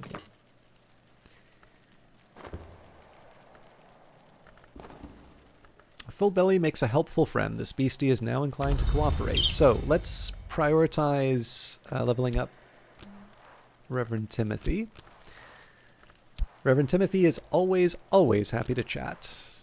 Collaborate shaft, education, or beguilement. Okay. We'll let this run by for a little bit, but for the rest of the day, the main focus is going to be moving solutions and separations up. If it really is the case that we get 3 preliminal meter out of both of those texts, then we've actually got this at level 9, and I'm very happy, but I don't want to bank on that.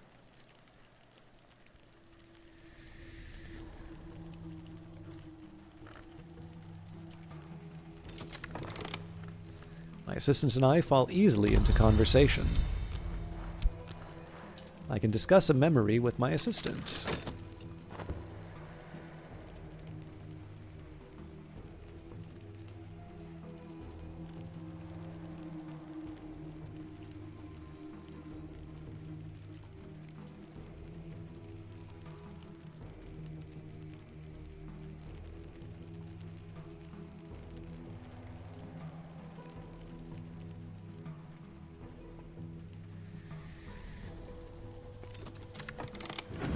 Alright, on the Matthias and the Amethyst Imago, Loss, an account of an occult romance. A certain Para, son of Aaron, claims to have written this in a single night as part of his initiation into the Damascene branch of the House of Leith, that order of immortals who rejected their past and their future.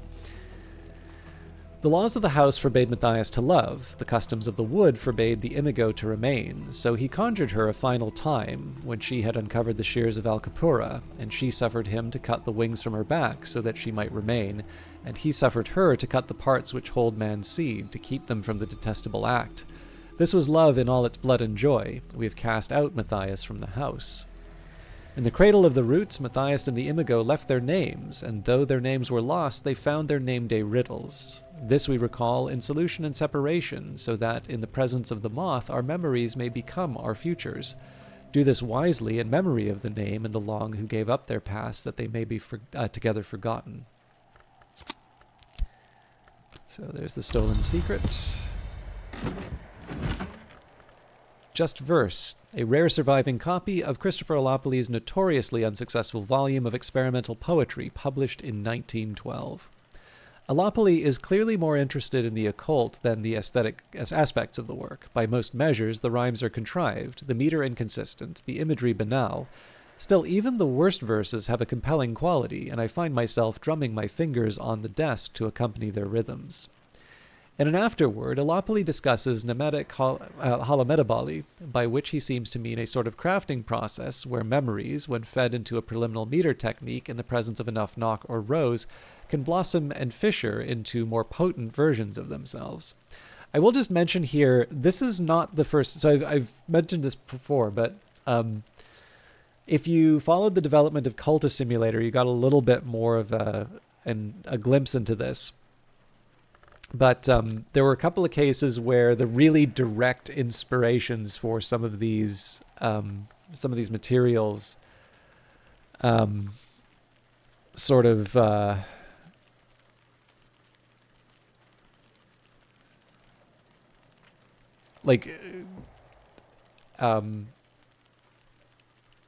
some of the inspirations were made really explicit. So there's there's the dream of like the museum, and they talk about like a storm in a tin and things like this, and there's a whole Twitter thread showing all of the items that were on Alexis Kennedy, the writer's desk at the time, and every single one of the items are just things sort of hanging around the desk. It's very amusing, but like it's also one of these things where like once you there's no way you could know reading that description. But when you take a look at where it came from, you're sort of like, I can't believe it. And like it's one of these things that always kind of lingers in the back of my head, knowing that. But I think the description of the lantern long and like the skin starting to hang off of you, that apparently had its origins in him, I think, like sort of playing with the skin on his hands or something like that, and just realizing there was a whole lot more sort of flesh. And sort of he took that to its extreme and like had this idea where like you can stretch it to sort of this unnatural point. So again, it's just one of these things where it's a common, I mean, I don't know. I'm pretty skinny, so like I don't have a whole lot of like dangling flesh, but like these are very commonplace things, right? I've stubbed my toe. I have not thought of poetry when I stub my toe. I walk by any number of trees that most people would consider spectacularly beautiful, and I take them for granted. There's just a lot of stuff that we walk by which with the right perspective can become these really fantastic things that people look at in a certain way. And I'm trying to remember the other case where it comes in, but this is the second or third time in these games where it says, I find myself drumming my fingers on the desk to accompany their rhythms. I would not be surprised if I were to find out that... actually, you know what? I might ask this in the AMA. Whether or not this idea, drumming my fingers on the desk to accompany the rhythm. Like, I don't read poetry that way, but I'm also a very bad reader of poetry. Anybody who's been subjected to me reading this stuff on stream will probably attest to this. So, And even in school, I found that I would always place the emphasis in the wrong places. Like I do sort of struggle with meter, which is funny because I wasn't that bad at music, but we contain multitudes. But yeah, just every time I read this, it actually reminds me of it reminds me of those other segments to a point where I wonder if that's a little bit of the author's own reading habits coming through. A true and complete accounting of the Asclepian mysteries of the roots of the house. Descriptions of the Asclepian mysteries reproduced by one Riley Gresse from supposedly a much older text. It's unlikely to be genuine, but it makes reference to the house without walls and its wood right there in the prologue. This is very obviously not an antique text. At the very least, it has been badly mutilated, but it contains substantial intriguing material, especially a persuasive comparison of the house without walls, without doors to the human body, with its many portals. The direction of death is down, the book explains. The peacock door has been considered a rent or an abrasion, but in some respects it is more like a mouth, if not a more treasured point of entry. Discussions of doors include a rite which may conjure creatures through those doors, although key incantations are missing.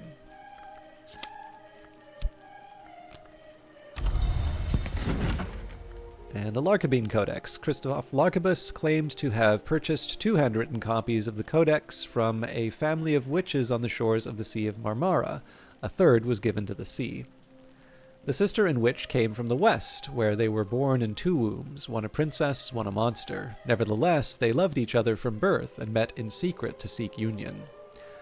When the great drought came, the kings of that land tried to sacrifice the princess and the witch, so they sailed across the sea. When despair took them, they flung themselves into the drowning waters, and so found the Painted River, where they entered the Mansis through the offices of the Red Grail.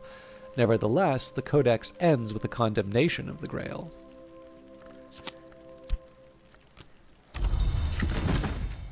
And the Temptations of Architecture, the antiquarian and nyctodromist Ambrose Westcott writes of the dangers of doors, with particular reference to a house in the bounds named Treowin. No doubt they have come to regret the ambitions of their winding stair, even now in Treowin. A silver sea is unwisely visible from a rash window. Westcott explains that the wheel locks, the charge holders of Treowin, have had recourse to dramatic measures to prevent Oniric encroachment, removing the entire top floor of the building. Nevertheless, he writes, the business of the Moon Hall has begun to touch the other business of the house.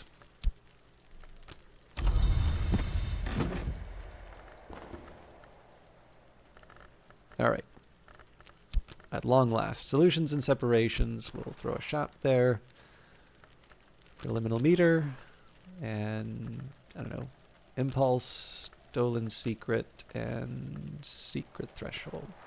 You know what? Sorry. Salt. Another fruit plucked from knowledge's tree. Improve the skill to level 4. So we'll renew this right away. So another stolen secret.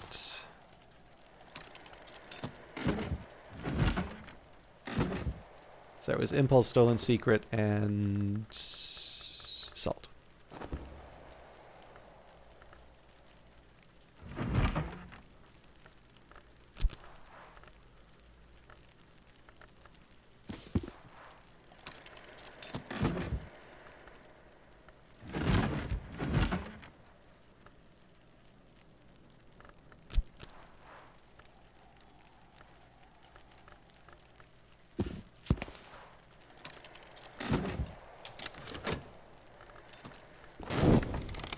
Memories don't last long outside books, but it's made the difference for the day.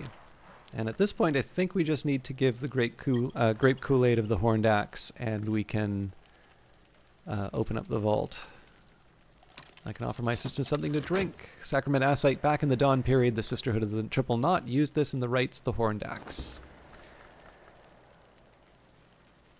And if I'm so sorry to do this, I know I don't have that much time left, but I do just need to check a quick thing because I just saw a big batch of messages that came in, so.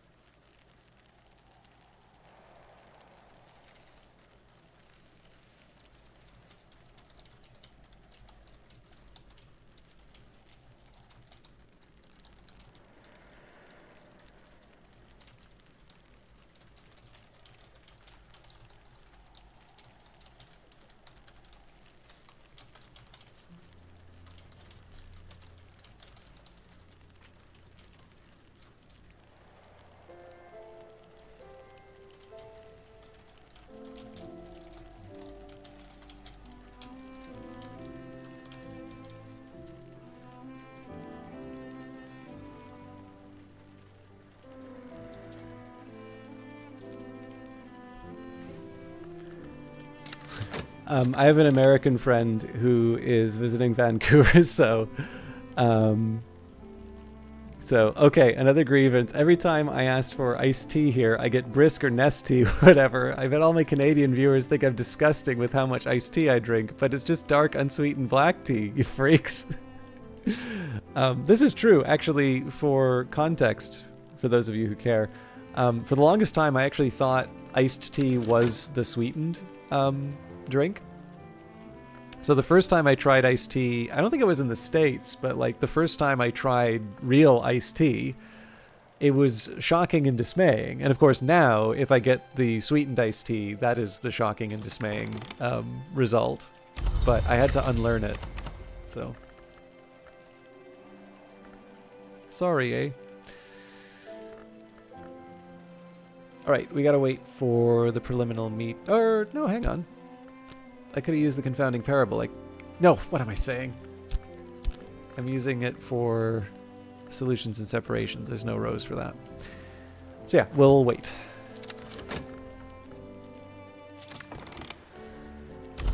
And while we're at it, we can keep talking with Reverend Timothy because we really don't need to open the vault until the end of the day.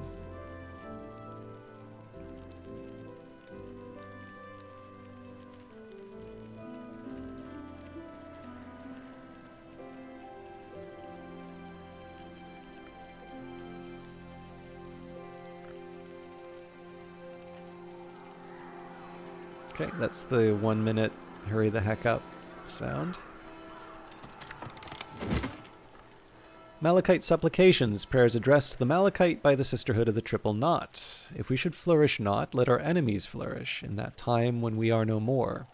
One prayer describes how a strong degree of nectar aspect can be used with Lethe and Tridesma rites to bring forth the last nectar of the last history, the living ink, the ink in secret.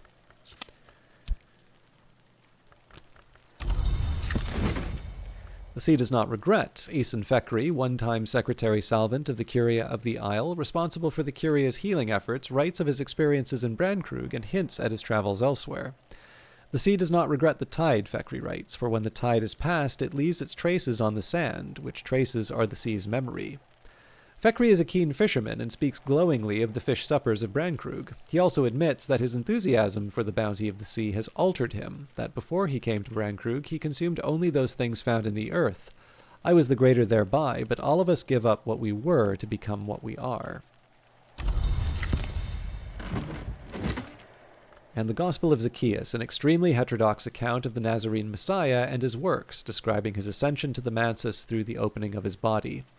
7 were the wounds of his body, 7 the doors of the house, 7 the lesser aspects of the hours, and knock the aspect above all, for the mother of ants is the mother of salvation.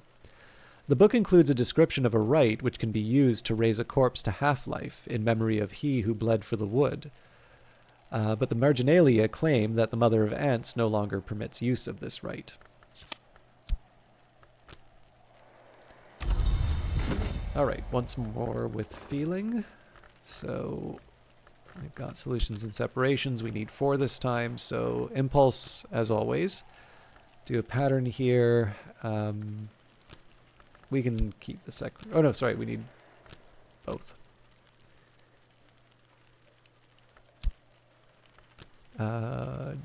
Actually, I don't, but do I want this? We can skip the secret threshold this time, I think. So satisfying to have come so far. Improve the skill to level 5. I think this is going to be a bit of a journey once we start getting to the higher levels of this, but we will make do.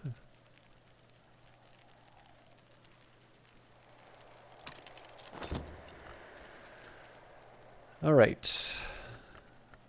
Let's do the Velletri interviews this time.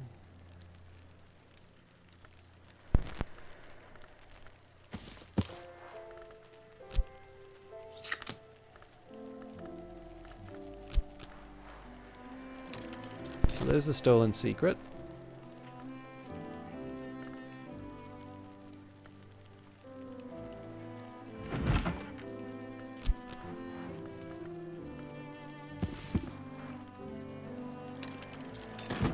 Impulse.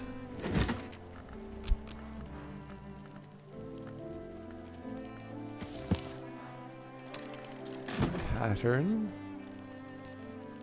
And then salt.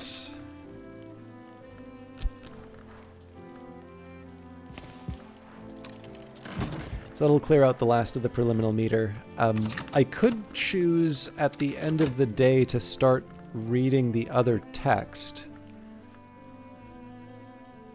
That wouldn't be a terrible idea, actually.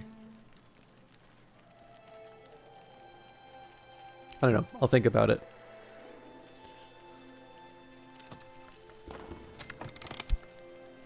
I don't need to listen to everything Reverend Timothy says. He doesn't really even expect me to, but I'm often glad when I do. So I think we'd have room for one more conversation with Reverend Timothy, but I'm happy enough after this next one. We'll just get him to open up the sealed vault.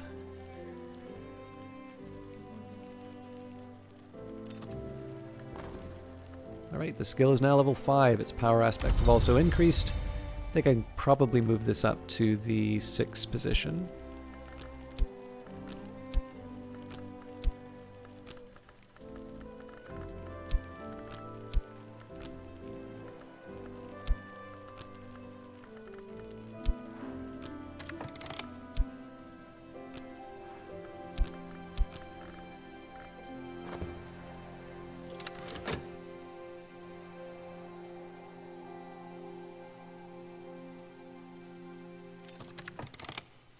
Okay.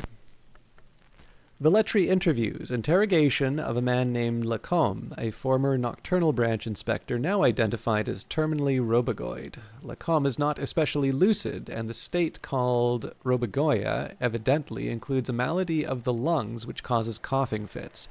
He weakens audibly over the course of the interrogation. He is questioned about the disposition of various unsanctioned items recovered from a Nocturnal Branch raid on Castle Ortuccio in the region of the Fucine Marshes.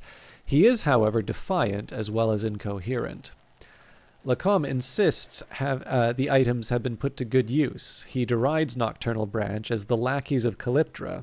Alarmingly, during the last few minutes of the interrogation, he begins to insist that his interrogator should burn the library. He waxes enthusiastic about the fire he wants to see, leading to a final coughing fit, after which the interview abruptly ends.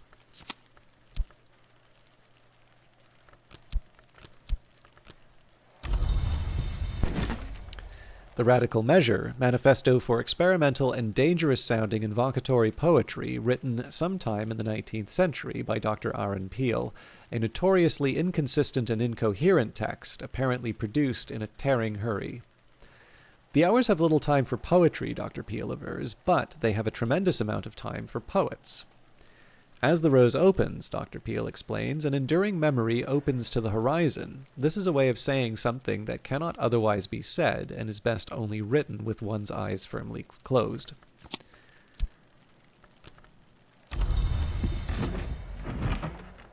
And the crossing to noon, the mystic Garcia Sauri gives a picturesque account of the adventures of Franklin Bancroft, Prince of Wines, and Avid de Wolf, the Pale Lady, on their way to the hidden island of Noon. For a long, long time, the Blackbone pondered her next move, until the moon dared to peep from behind a cloud, and the prince completed the composition of his third sestina, but the lady met the blind gaze of its open pores, waiting for the tide. Garcia Sauri acknowledges in an epilogue that it is widely known that Ava in fact tragically drowned herself and her twin infant granddaughters without ever making such a journey. But, he adds contemptuously, it is also widely known that the city unbuilt will so remain, that only one history is ever written, and that Janus is a Mansus prank. So, we should be able to get that last level of solutions and separations in. Where are you? Right here.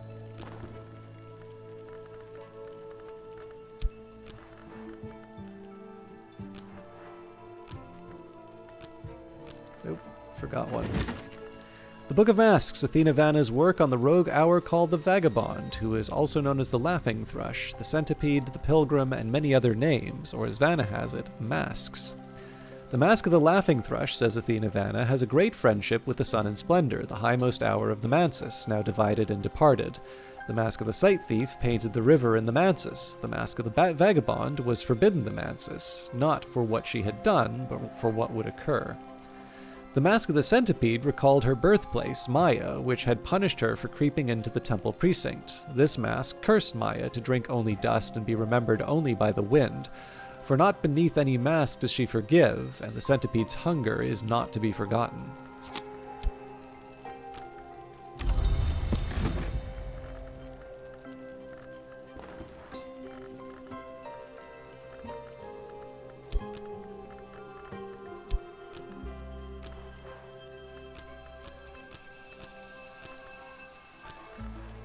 At last, I am something of an authority in this.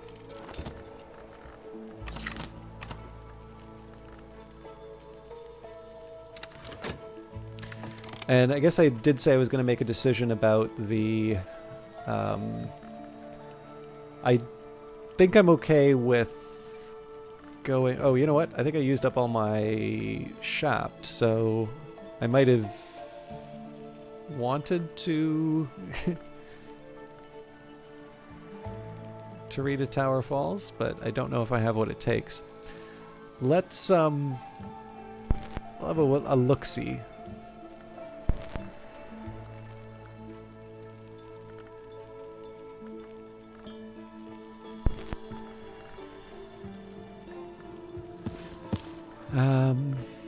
So again, the VAC sort of helps. The best bet, I think, is Preliminal Meter. Yeah.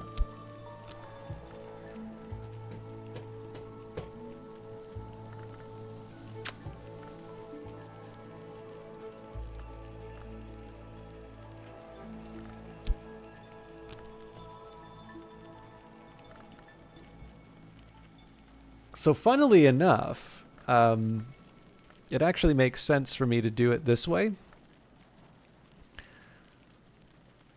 because I know even with the shaft, like, so if I use the shaft here, I know I'm basically saving myself the occult scrap, but the occult scrap is the easy one to get, so I think I'll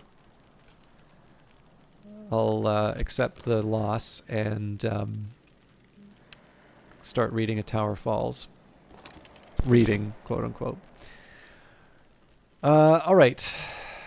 I am trying to figure out if, I think I'm actually going to spend a lot of time trying to make solutions and separations get to the level that I need. So I was originally going to read another book, but I don't think it would be a bad idea for me to focus on trying to level up the yeah.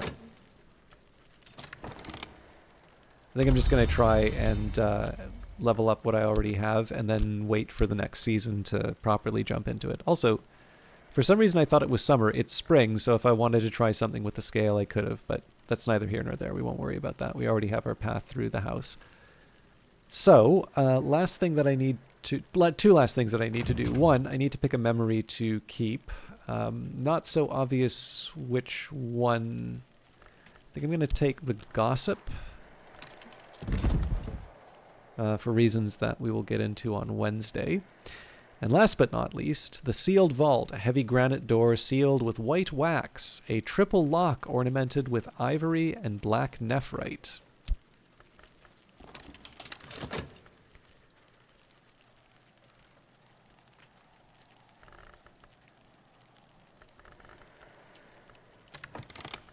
I'm slightly curious about something. So if I were to take the dispensary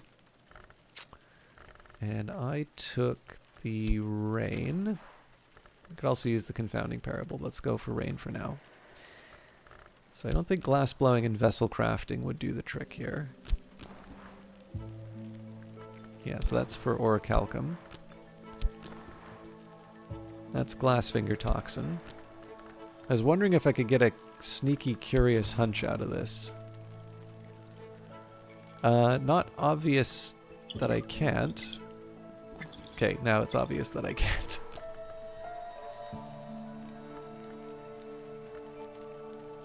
Yeah, I think we're stuck with the preliminal meter.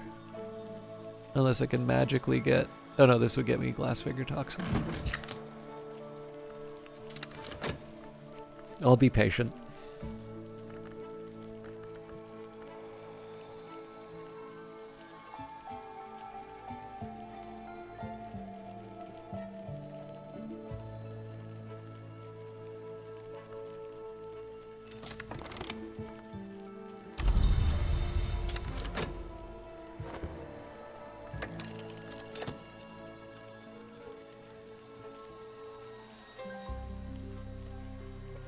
So the plan here is I want the preliminal meter that I'm going to get out of this nice and early in the day, because I'm actually going to have to put quite a bit of effort into...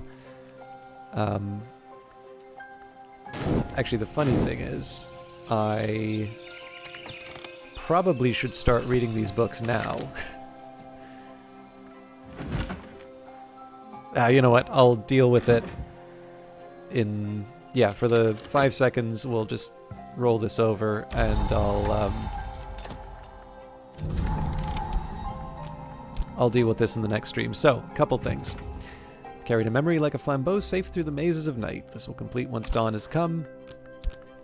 I will queue up another occult scrap.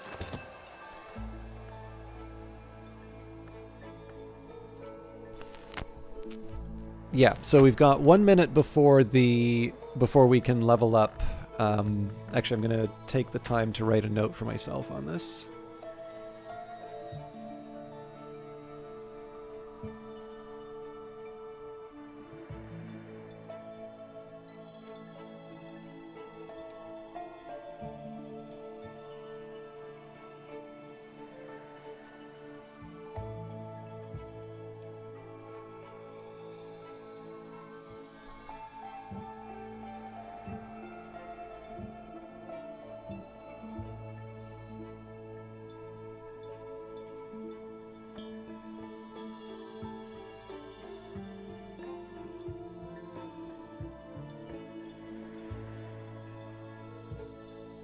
Yeah, so my real priority right now is to level up solutions and separations. Oh boy, the bots are back. But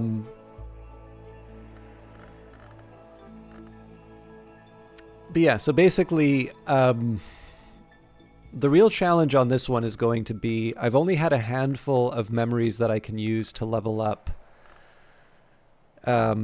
solutions and separations. So I'm getting to that point now where I'm going to need to generate a bit more. Now, there's some stuff, there's definitely some stuff that I can improve just in terms of like getting more memories. So if I make a name day riddle ahead of time, if I make sure that I have the Numen in my inventory, those are a few things that are just very straightforward for me to, to handle.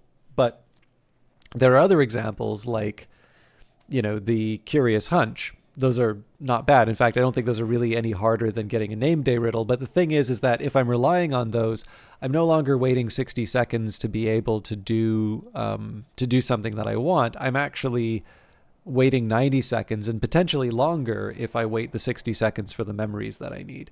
So with that in mind, like I'm going to behave accordingly and make sure that I'm not waiting too much longer for those last 3 levels that I need. And I'll probably take some time to actually work out exactly what the game plan for those is.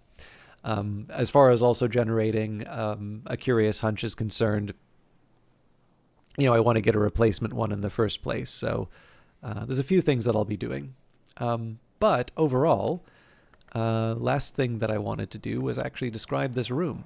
So, the Ivory Vault. How did the Curia of the Isle begin? There is no evidence they began with the House of Leith, that a society of unseen immortals bound by 3 oaths.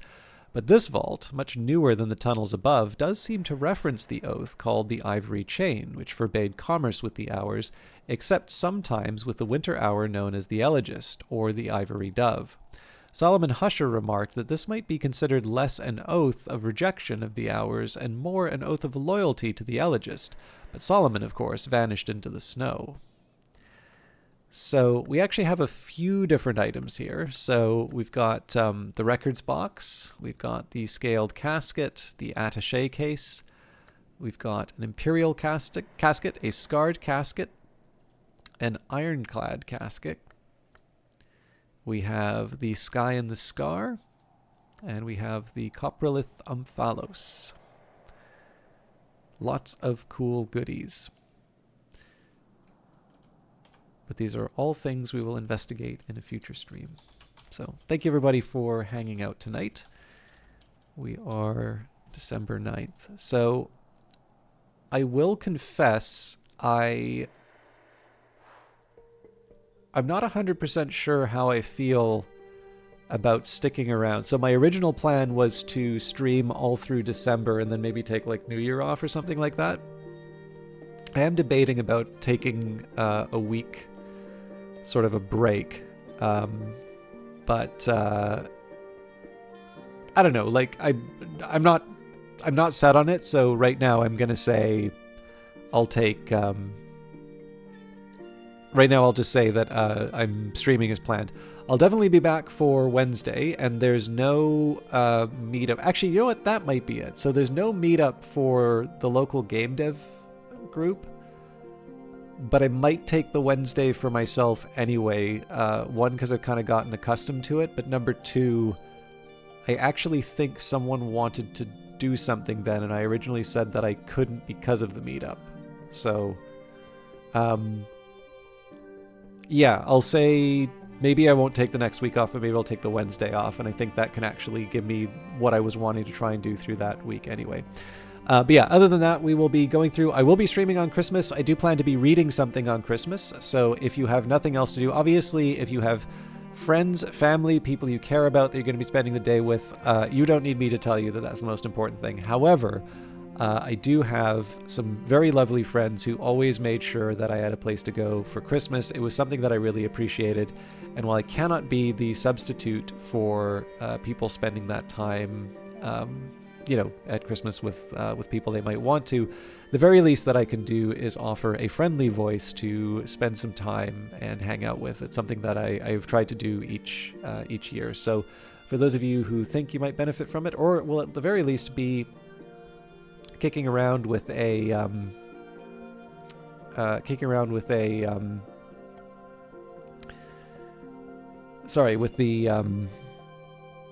the Twitch app around, I'll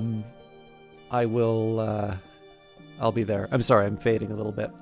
Now I will confess, I did want to host another Book of Hours stream. I will confess I am not crazy about the fact that they say that they're sponsored, because they're not. This is actually a bit of a pet peeve of mine, because I don't know if this is the intention of the broadcaster. I do say that the Canadian, and I always assume the best about Canadians, but I have run into broadcasters who like to put sponsored in their streams to imply that they have a connection with developers that they don't. And I've really tried not to reward that sort of thing. So I do see that Revived Snow is streaming, so I'm going to host them.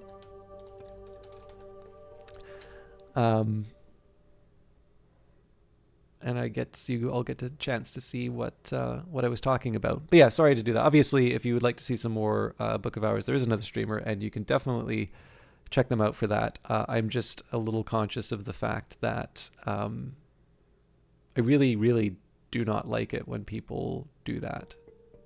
So yeah, I need to stop chatting. I need to go to sleep. Thank you very much for hanging out. I will see you all on Wednesday. Until then, take care.